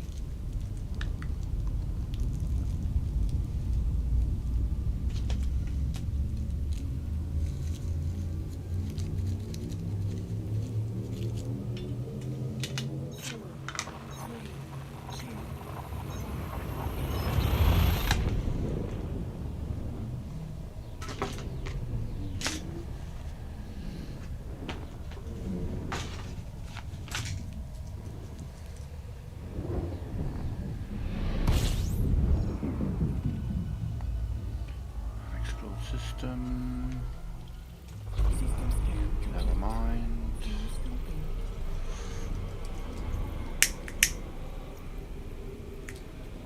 Scoping complete.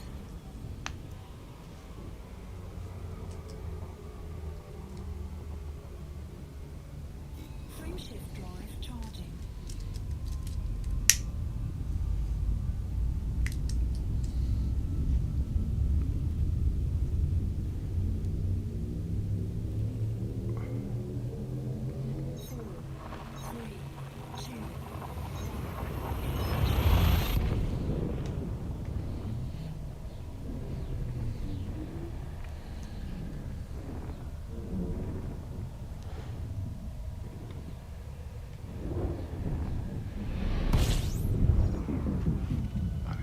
system. System scan. Never mind. God damn it. I hate it when she says that. In an unexplored system. Fuel scooping complete.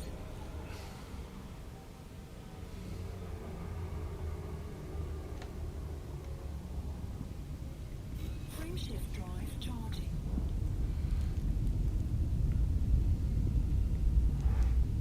As we get closer to the Bubble Nebula, we'll start definitely running into explored systems. People are going to have gone to a nebula and then maps the local area, sort of thing. Maybe a group of friends will take a fleet carrier to a couple of nebula and then they will go exploring. So especially the local nebula are going to be, as I say, relatively explored. I mean, the Bubble Nebula's a little less than local, but still close enough that plenty of people will probably head out there. And it's a unique looking nebula as well. There's not many that look like this one.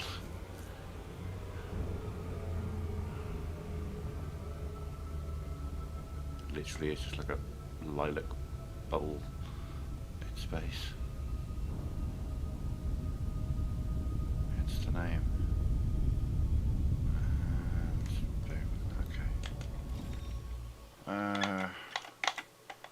Okay, well, terraforming potential, possibly.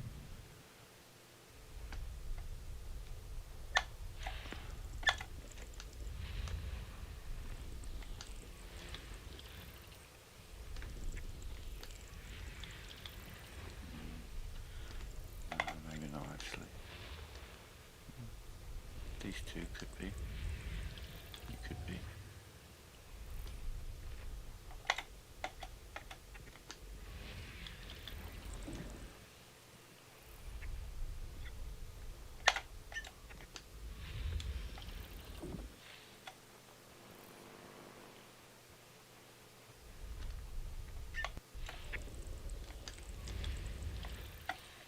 Where are you hiding?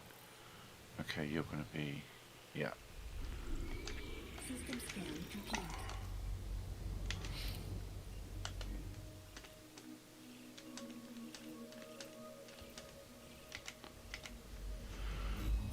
Never mind. Charging.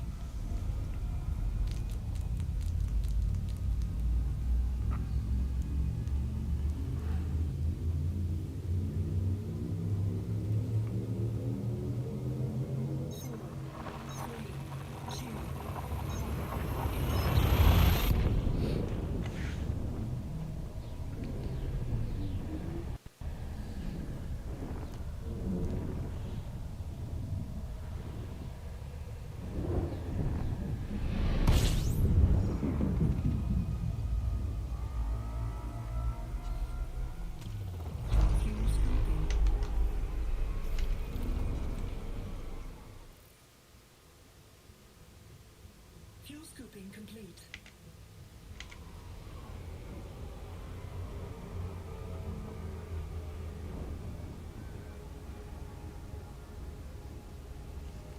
Frame shift drive charging.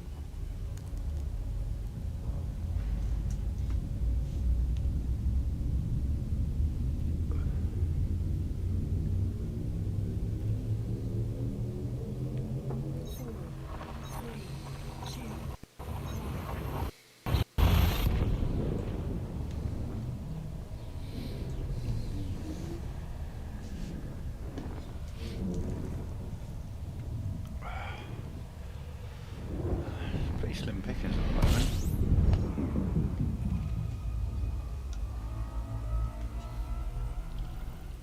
System scan complete.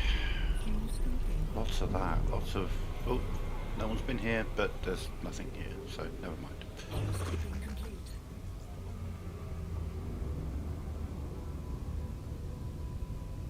Bubble Nebula's starting to pop. Looking good. Frame shift drive charging.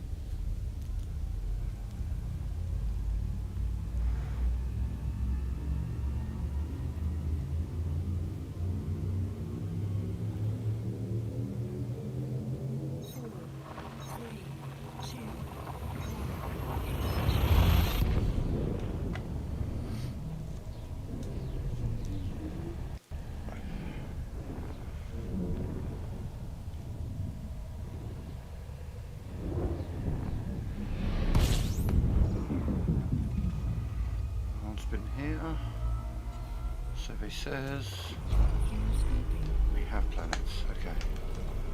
Always a good start. Ooh. Let's hope everything's around the primary star, shall we? Fuel scoping complete. Or at least if there's anything that needs mapping. Let's hope it's around the primary star. What kind of star's the other one? Okay. That's probably going to have some icy. I'm going to predict if there's anything good here, we'll be around the primary, and the secondary will. Ugh. Yeah, this is a crap system. It's worth like 10 grand at best.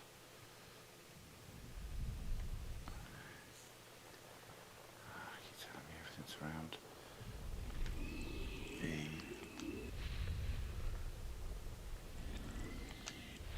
Shit, yeah, everything's around B.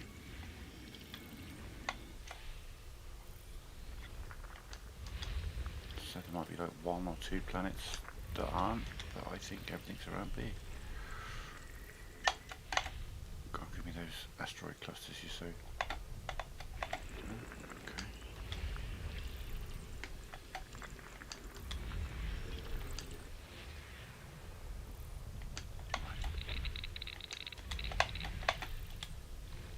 Clay system, yeah, okay. Oh.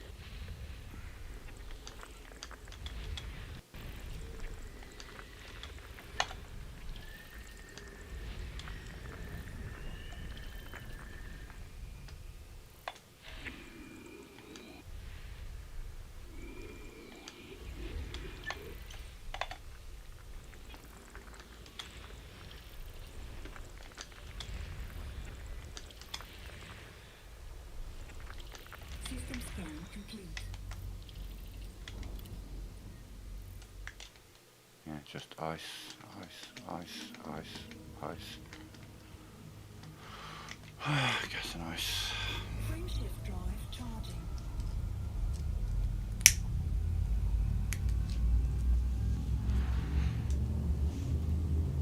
We went out 5,000 light years like a week or 2 ago.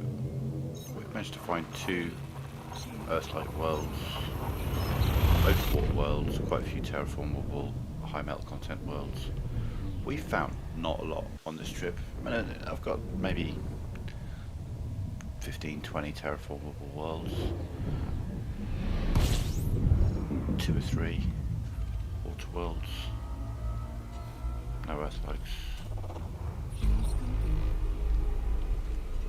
Okay, so someone's been here but didn't explore damn Poppy 40. So that shouts old exploration, and there's probably nothing of any note here.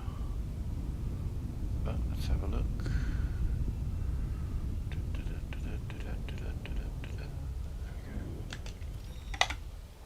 Ice, potential. There's some terraforming potential. Maybe.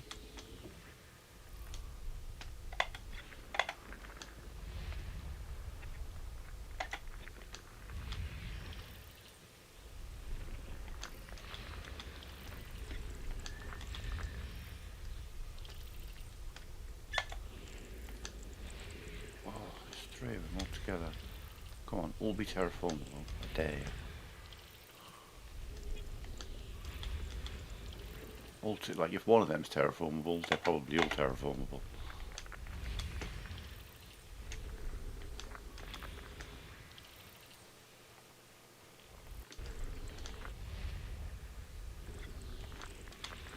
That's all so close together. System scan complete. Let's see, survey says... Nope, nope, nope, nope. Frameshift drive charging. Maybe not. But all's looking really cool.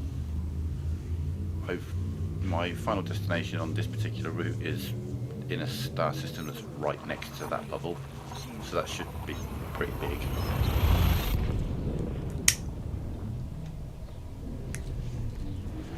We're getting plus or minus, but we're getting plus plus or minus, but we're getting sort of roughly 50 light years closer each time.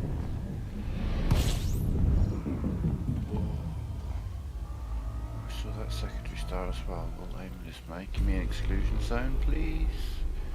Exclusion zone. Exclusion zone. Fuel scoping. You're not going to give me an exclusion zone. Okay, we will just... There we go. Fuel scoping complete. So we're moving from Priya-Sa to Hegoa. There's one very red star. Oh yeah.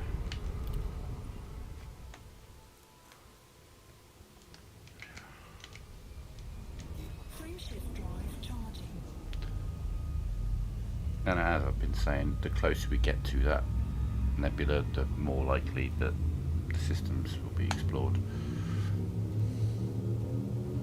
You've really got, I mean, if you want to get it so that every single system you go in, to the point that if you find an explored system it's a shock, you really have to go out sort of, it used to be 10,000 light years and not heading towards the centre. Well, you get a lot in the centre, to be fair, because it's just such a ridiculous amount of stars there. System scan complete. Fuel scoping. Like so many stars, it kind of slightly affects your frame rate when you're looking at them in the galaxy map.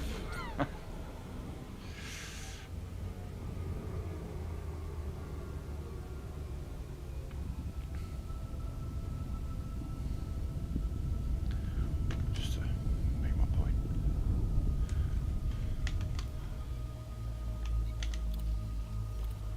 Set it to realistic for the moment whilst I'm doing this. So if you look out on, like, out here, there are stars, but they're few and far between, relatively speaking.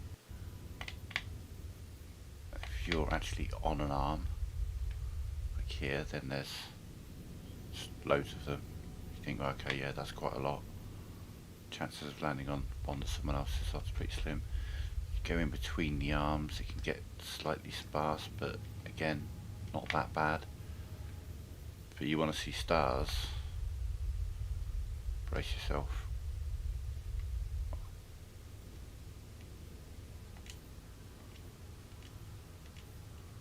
Still zooming into that one plane. Like, it is crazy out here. Do you know what I mean?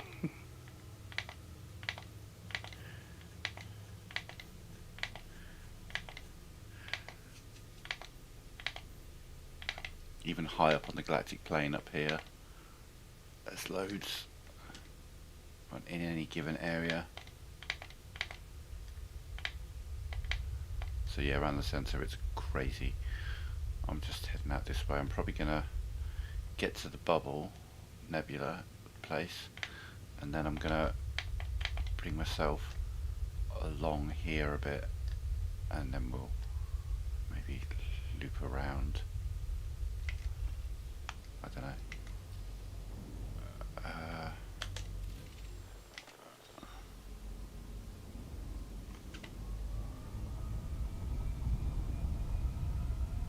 Frameshift drive charging. It's going complete.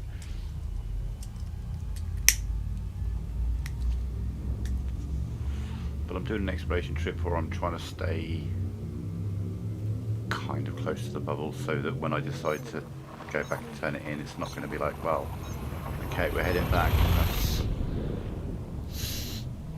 a couple of weeks of gameplay getting back, you know. I want it to be like, you know, okay, we're heading back, we'll stay in tomorrow at most, sort of thing.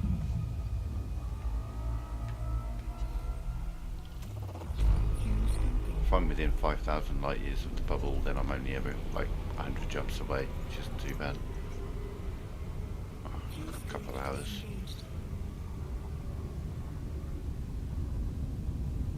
If I go fit.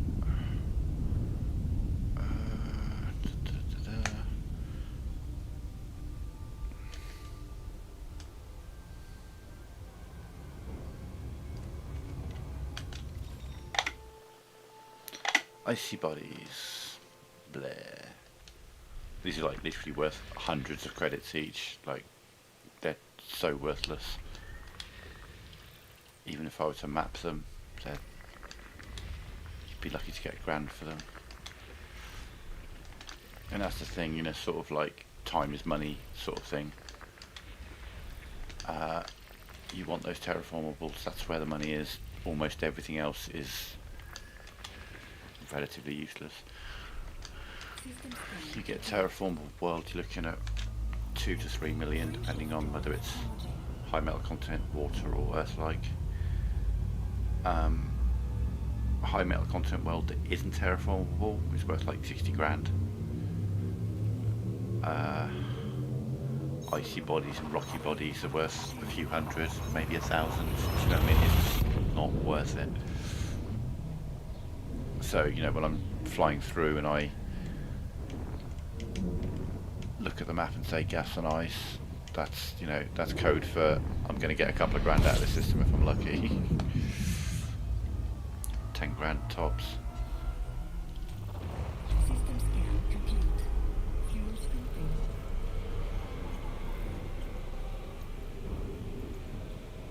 Fuel scooping complete. Which means I'd have to scan like 200 of those systems to get the value of one. High metal content world's getting bigger. Bubble is life. Frame shift drive charging.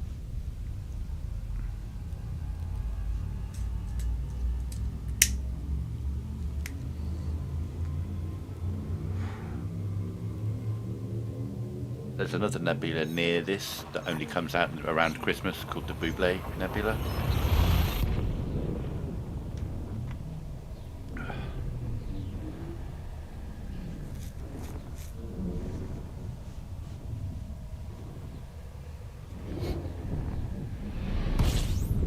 High quality comedy content, that's what you come to this channel for. Fuel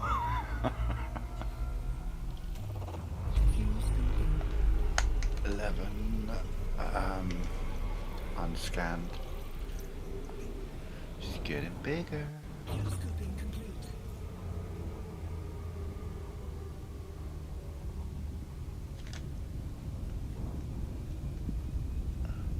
So 3 stars, 2 of them are quite a long way away.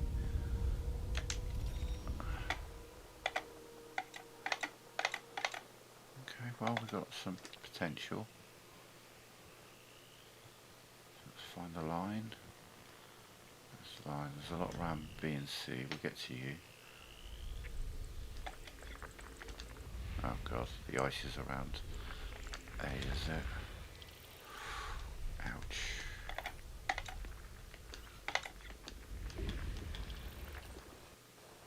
A5, A. So there's a 4, a 3, a 2 and a 1. A3.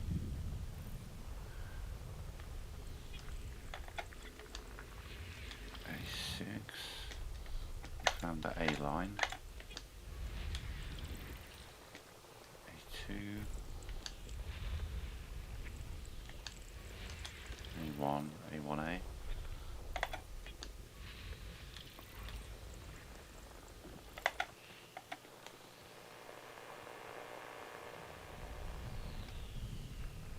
Oh, there wasn't something there. Yeah, no, we've still got 5, I think, to find.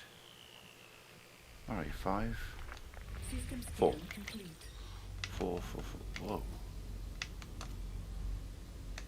Sometimes when you come out of the FSS it looks a bit weird. Nope, nope, nope. Frame shift drive charging. Wait. Ow.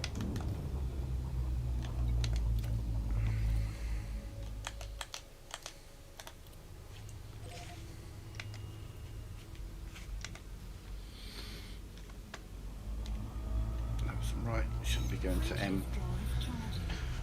you can get terraformable worlds and Earth-like worlds and water worlds around M-class stars, but you're kind of lowering your chances. There are a lot of M-class stars. It's definitely the most prevalent fuel star out there, but they also are, in terms of heat, they're getting towards the lower end in terms of the scoopable stars and ones that would support life. Which means they're cooler systems and you're more likely to just find a little dark orange star that's surrounded by just icy bodies.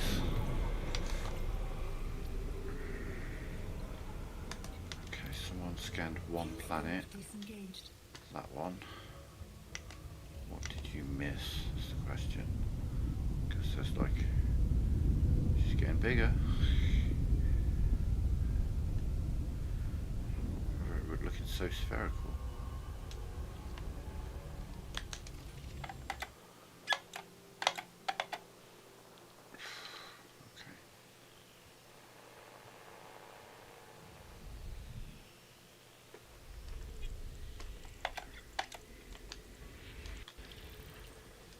Okay, that's still well, no, it's all around B. Whoa. Pretty cool.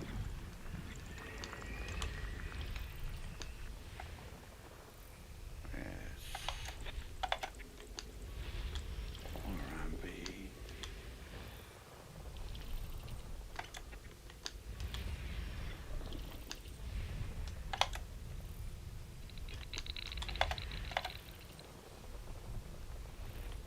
System scan complete.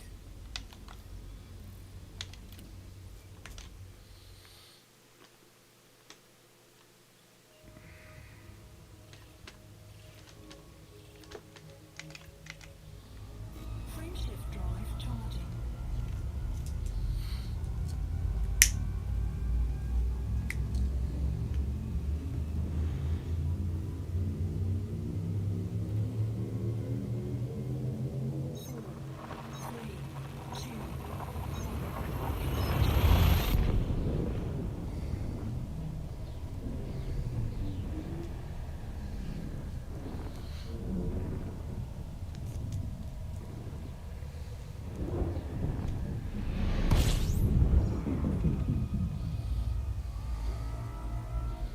System scan complete. Fuel scooping.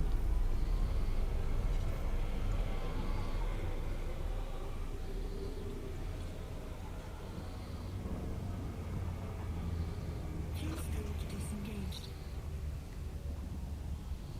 Frameshift drive charging.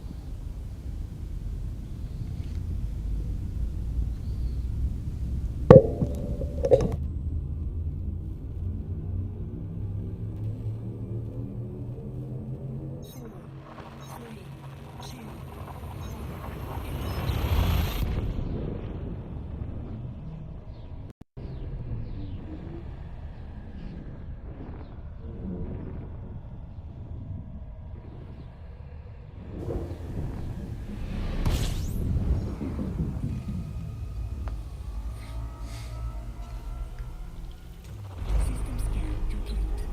Fuel scooping.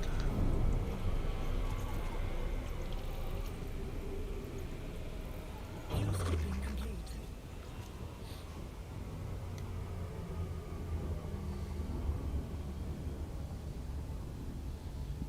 Where is it? Oh yeah, there it is. She's getting bigger.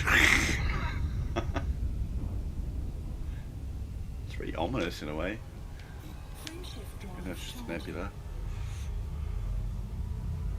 It's quite the stark or distinct appearance, I guess you could say. Quite a lot of the other nebula, you know, they've got some like nice colouring and you know they pop and stuff, but they don't always have necessarily like a defined edge. They kind of fade, whereas this one seems to be literally like a bubble, hence the name, you know.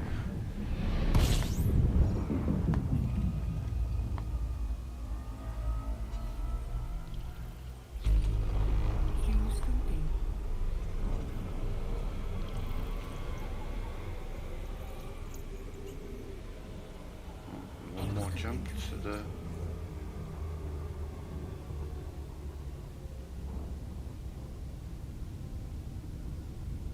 Where are I in relation to the bubble? Oh, there she is.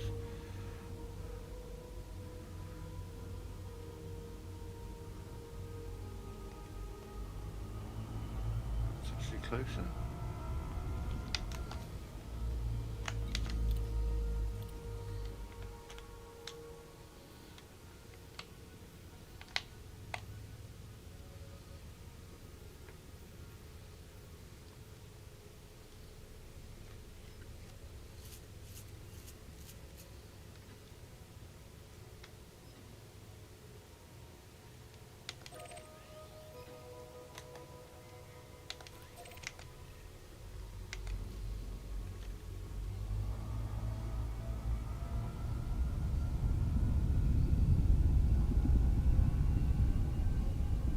Frameshift drive charging.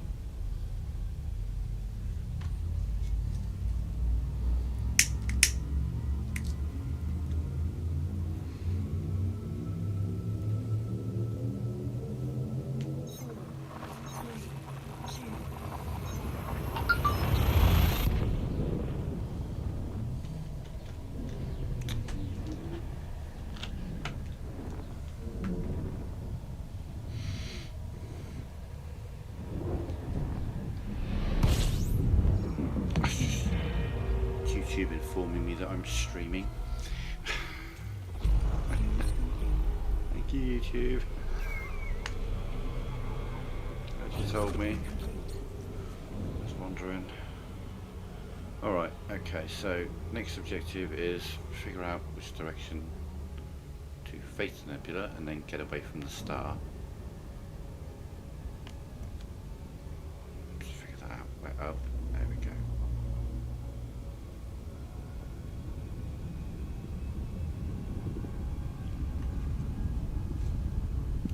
Obviously it looks very bright at the moment, but we want to get away from the star behind me, so I'm going to get my speed up to sort of 100C.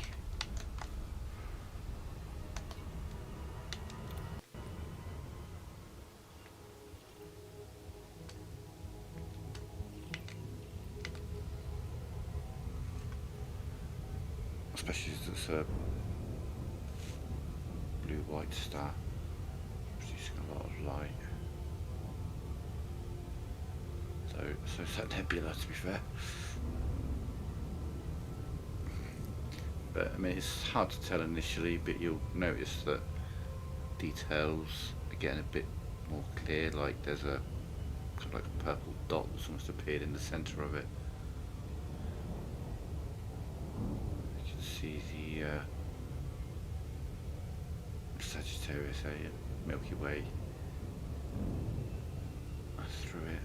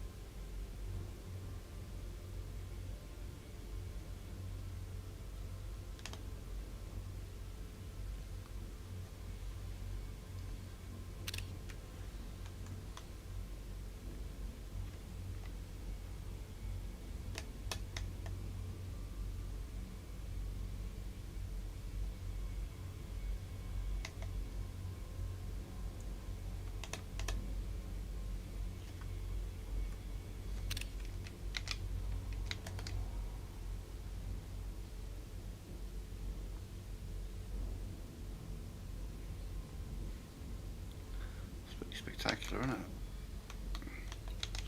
If you look at it on the galaxy map, see it's not quite spherical. Now if we change it back over to realistic again, we can probably find the star that's causing it.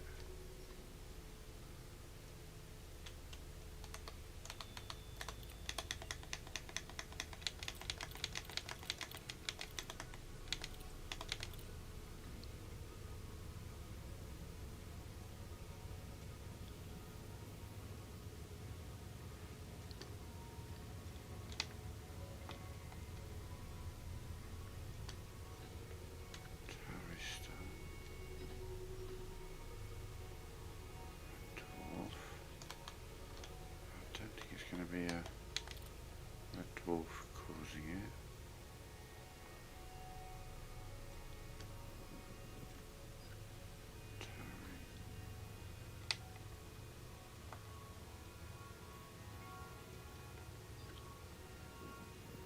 White star.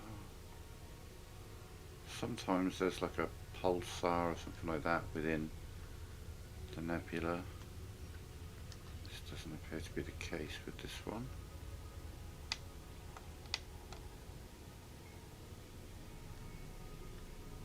No. Okay.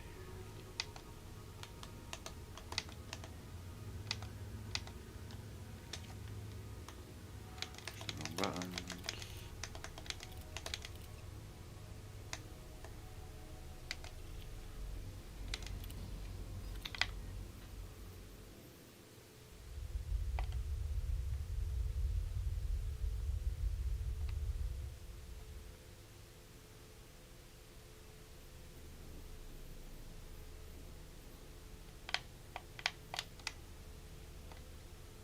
Arbitrary point. This is how I do my exploration. I don't tend to like head to a particular, like a nebula or a particular ocean. I'll go near nebula, but it's arbitrary point to arbitrary point. That's my preference.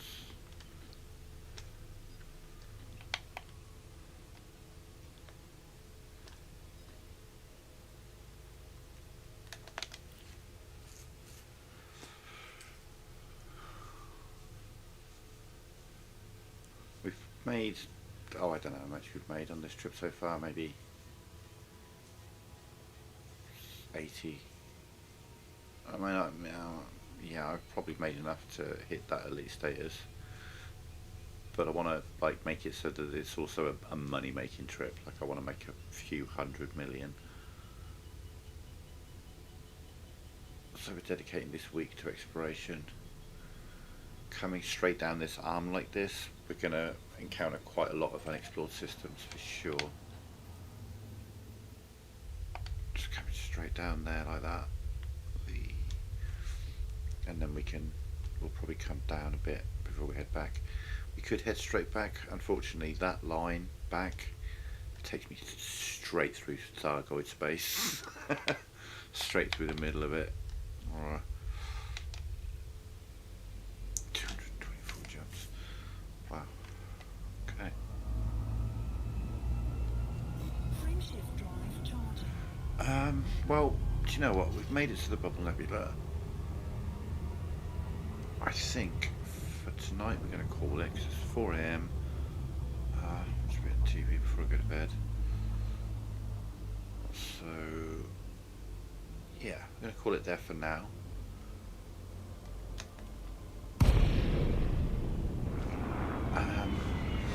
Back tomorrow daytime with some Final Fantasy V, and then a nice long section of hopefully finding a lot of